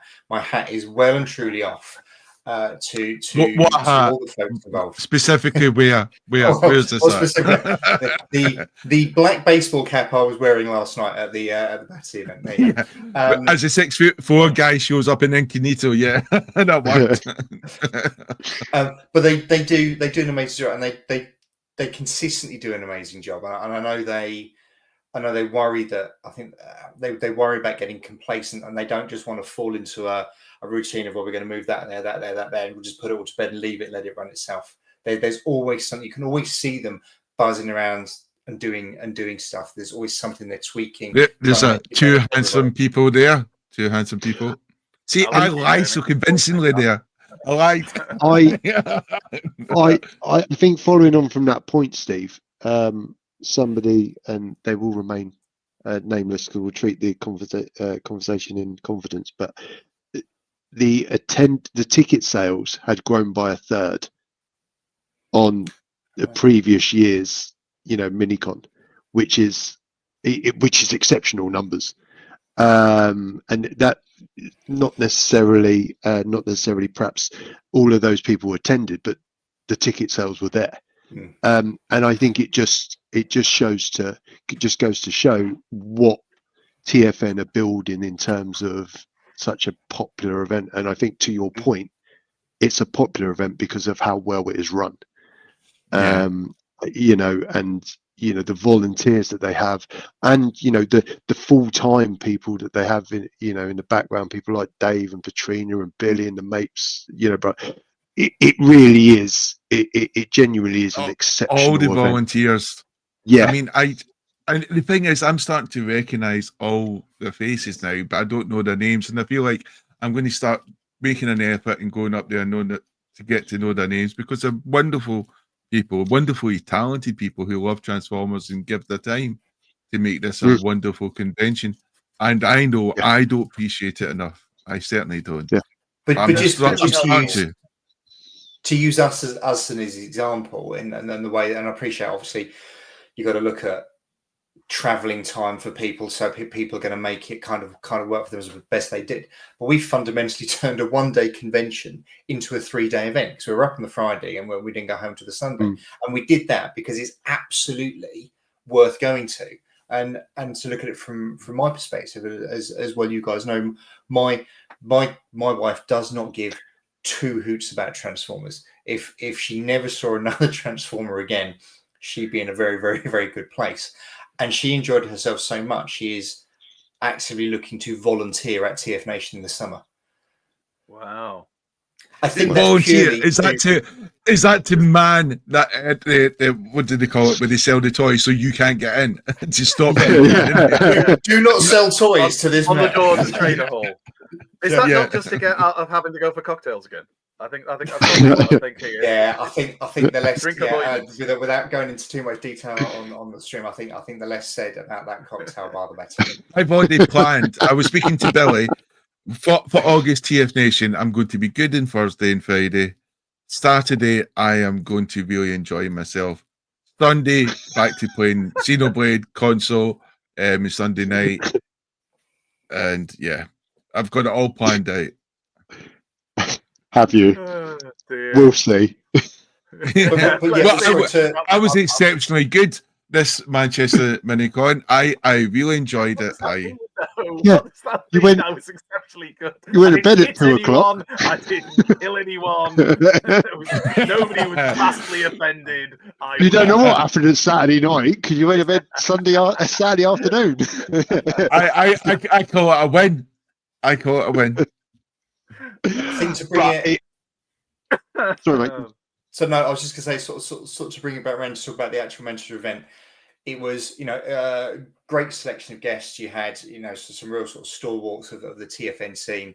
I think we do exceptionally well in the UK for comic book talent. With the likes of, we've mentioned Jack Roberts. Remember Jack Lawrence. We had James Roberts was there as well. Lee Williams, I think it is the Marvel Sullivan, Marvel UK artist. He was there. So some fantastic talent on display. Obviously, you got the Forge section as well with people doing that. Really good, albeit obviously, as Andy, as you mentioned, it was split across those two rooms. Toy Fu had huge presence across that back wall in one of the dealer rooms. Really good selection of dealers on display. I think Leicester Vintage Toys were there as well. There was certainly a G1 seller who's a chap I picked up a couple of bits from that I recognised from the larger event in August. With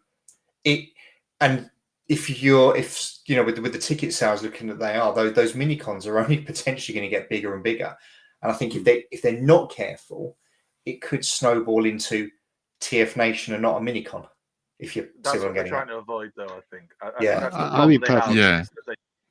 They don't want to go bigger than what they are now at the moment. At least talking to to some of the TF Nation lads. And the thing with the 2 dealer halls was to try and cut down on the amount of people crowding round kind of what they considered the main sellers, which is the reason why Primetime Toys were putting one trader hall as the main seller on that one, and we had kind of the biggest space, and then Toy Fu in the other one, just to split the people a little bit, so it wasn't a crush for, because there were more people there than there have been previously. What that allowed me and Billy were having a discussion about it.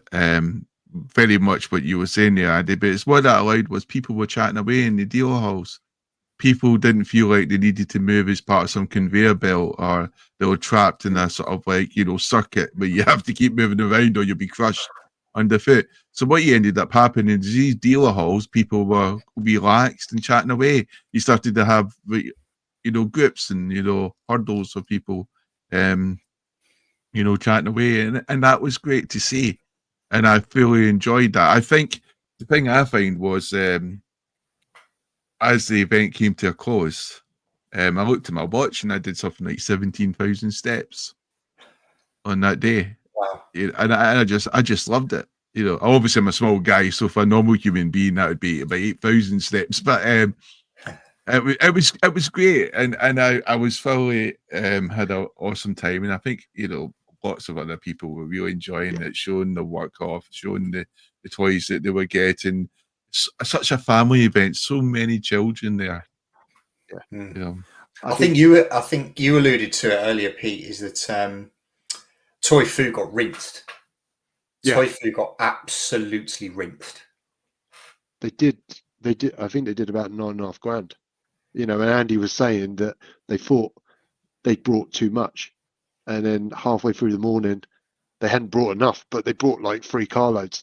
I mean, it's one of those that I guess you'll never get it right, but you would say now that the support and the popularity of Toy Fu and what they do and what they're about, you need to bring 3 vans, fellas, every time, because the more you've got, the more people will buy, and they're so well supported. And I think, but the not just Toy Fu, but TFN itself is so well supported now. And I think with Steve saying it's a 3-day event and stuff, it's because for a lot of people it's their opportunity to see people they don't see often, right? So they want to make the most of it, and it's such a good atmosphere and such a enjoyable atmosphere. It is a 1-day event, but you don't want it to be a 1-day event. You want it to be a weekend. And to your point, TFN don't want to make another TFN in March. I want it to be a 1-day event. I don't think I like you guys that much. It's the bar prices. To be fair, it was only 3 quarters. Expensive. The bar is expensive. I mean, if it was a feed, I would be like, having to take out a second mortgage. That's the thing, isn't it? It's like you look at these events. And now when I come back, it's not the money I've spent in toys, it's the money I've spent on bar service, bar food and bar drinks and stuff like that. In some ways, though, hasn't it become more of a social event in some way? Like, I look forward to seeing all of you guys and then meeting new people, and also getting a chance to chat to people that I've chatted to online but hadn't actually had the chance to meet in person. That was more exciting to me this time than actually buying the toys. And so many people who came up and were complimentary, and seeing Chronicles of Cliff Jumpers 2 lads, who he bought the 2 t-shirts, the Transformers the Show t-shirts, who were wearing tents, and they were so excited. they were far too big for them. I'm pretty sure they were bought for him. But the point, it was really nice to see how excited they were. So excited that Jamie's left us, but he will be back momentarily. I'm sure he's accidentally kicked himself out. He's that excited. And that was the thing. It was like the Friday was a really nice social event, but it was smaller because obviously on the Friday, not part of the official convention. It was just us all hanging out and just getting ready for it. 1 or 2 people may have gone a bit harder than they should have done. Sorry, nasty cough.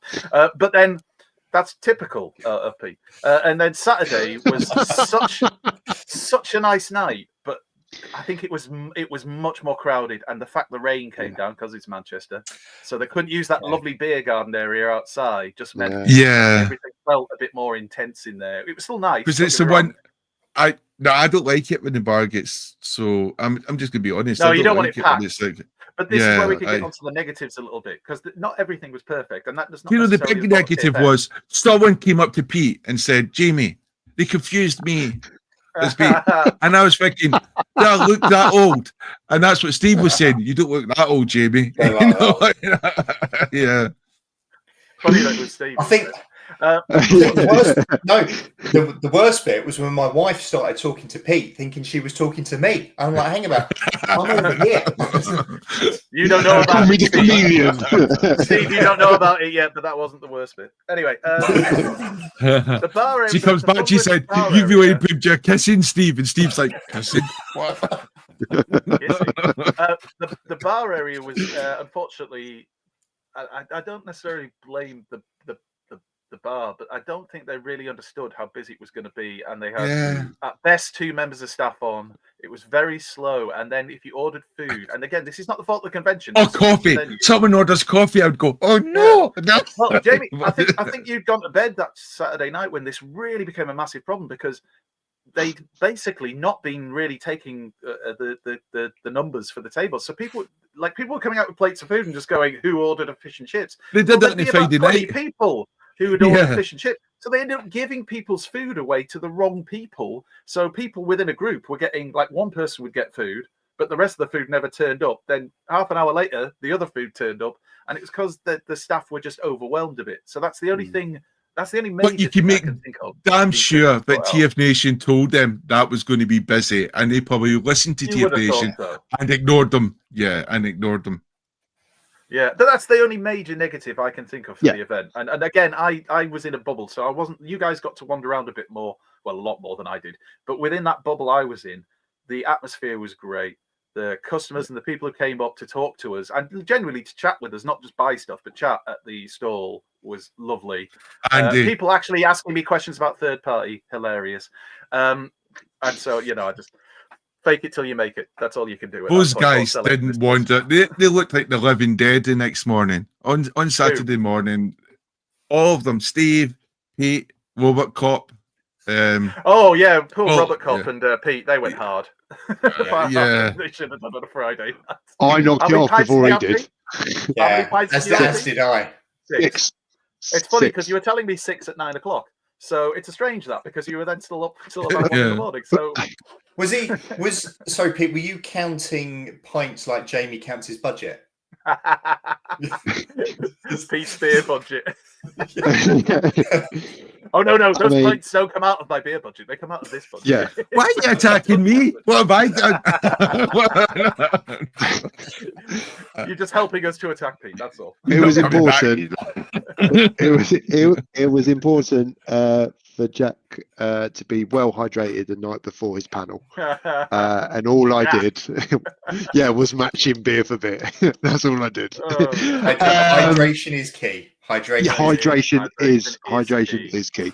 But I think, following on from what Andy said, the amount of people that were so lovely that came up and said hello and joined us for a drink, and just shook hands on the way past was lovely.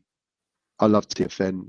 We get to have so many good conversations with people we don't see regularly, and for me, if you could reenact that Saturday night once a month, or maybe once a week on a Friday night at 8 p.m. on YouTube, it'd be a special feeling.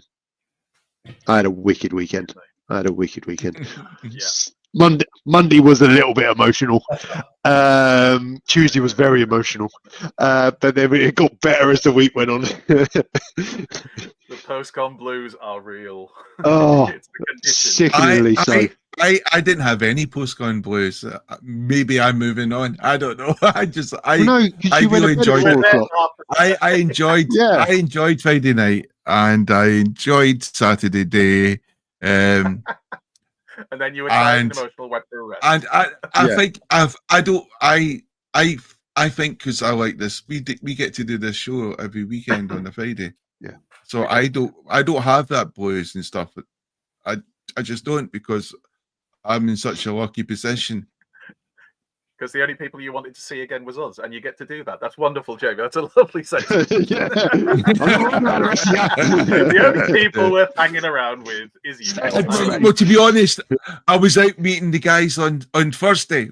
You know, we had a great. I had a great event. You know, I had Nando's. I mentioned it once or twice. Yeah, you know. So I've not had that chance. Obviously, Pete's not a social butterfly like myself, so I can understand. I work for a living. I have to conform to the 9 till 5 lifestyle at this present moment in time. Look at Devastator hitting us. With I was just about literally. That's really interesting. There you go. So you can all take a moment to read. Yeah. A bit of silence. That's fine. To digest the stats. Dan, if you weren't so busy transforming people's toys, you could have been serving drinks for people. Shame on you. That's why. I mean, in his defense, I'm pretty sure the rules are you still can't just walk up behind the bar and start pulling drinks. At one point, there was a queue of about 6 or 7 people. Someone ordered a coffee, which meant it was going to take 8 minutes for them to produce that coffee and find the freaking chocolate, wherever it is. And there's 2 of them, and the lady went to the other lady, "Oh, you're doing the coffee, I'll just go for my break then." And I'm thinking, what? It's like it's 9 people, right? This is going to sound really petty, but this really weirded me out. On the Friday night, we were at the bar. Jamie, I think you were there. Do you remember when Nick from Tofu was buying? He bought a Coke or something, and he got a bottle. Right? It was a small one of the smaller glass bottles. I don't think it was even 330 mils, like 250 ml bottle or 275, something like that. Cost him nearly £4. Because I remember we'd look up, bloody hell. The next day, was it your Bernie, Steve? I can't remember. Somebody had bought a pint of Diet Coke, right? Still poured from a bottle, apparently, but a pint of Diet Coke, and it was £3.50. How is a pint more expensive than a tiny? It didn't make sense. The math. Well, didn't the funniest thing with Nick Figure was that one out, Cam. Nick knew how slow it was going to be. He actually bought his food up, didn't he, to wait at the bar as he was waiting to get served so he could eat his dinner. He camped out. Yeah. And I think after that little bit of prime content, it's probably a great idea to probably call it a night. Yeah, definitely. Look at the time. We haven't discussed Graham yet, Robocop. I know, but Oh, just before we sign off for the evening, just a quick charity update. We are now up to 66% on our way to target. We're on about 866 quid, 867 against a goal of 1,310. Thank you to everyone that's donated. It's genuinely so grateful. I think being there at Minicon, seeing the work that Toy Food do, and the amount they can donate to Mary's Mills with all the the great bot sales and stuff. If we can contribute to anything, it just means more kids get fed. And Pete, isn't it true? You said if you reach your target, you're going to run and cosplay Cheetah gear. Have you reached your target? Or was that just a dream, Jamie? How many beers did I have? Is it not a sheer dream? Is it not a sheer dream? I'm pretty sure on the Friday night you did mention that. Yeah, you did. No, that must have been at 5. So it's 5 in the afternoon or 5. Yeah. I did say to Pete, "Why don't you go for Tiger or Rhino?" You went, "No, it has to be Cheetah." And I was like, "Okay." We'll share the donation link in the show description. Again, thank you to everyone that's donated, and please, if you are in a position today, we'd really appreciate it. But more so, Mary's Mills would appreciate it. So that would be fantastic. It's 6 weeks on Sunday. Had a little weekend off last weekend for Minicon, but don't worry, I stayed hydrated, massively so. And the mosquito vitamins in the Betty Ford clinic now. The first couple of runs of this week weren't emotional in the slightest, but it's 6 weeks. It's 6 weeks on Sunday, so still time to donate. And I think on that bombshell, fellas, I think it's probably time to say goodnight. Are we? Oh, is that it? I mean, don't. I mean, look. You know, Thanks yeah, to I Steve. was hoping Oh, no, that. we won't You thank know, Steve. We won't thank Yeah. Steve, will we? well, we could go round. We could go round the table. You know, You know, I was like, unless I someone really has a enjoyed burning having you on desire. tonight, Steve. Yeah, I Oh, really just, you know- enjoyed it as well. Apparently, Pete. not. Oh, Just fudge because off. he's your brother, you don't have to be horrible to him. Jesus.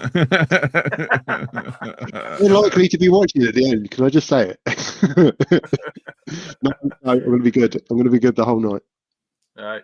Are we saying Night, good night then? people. Night, night, everyone.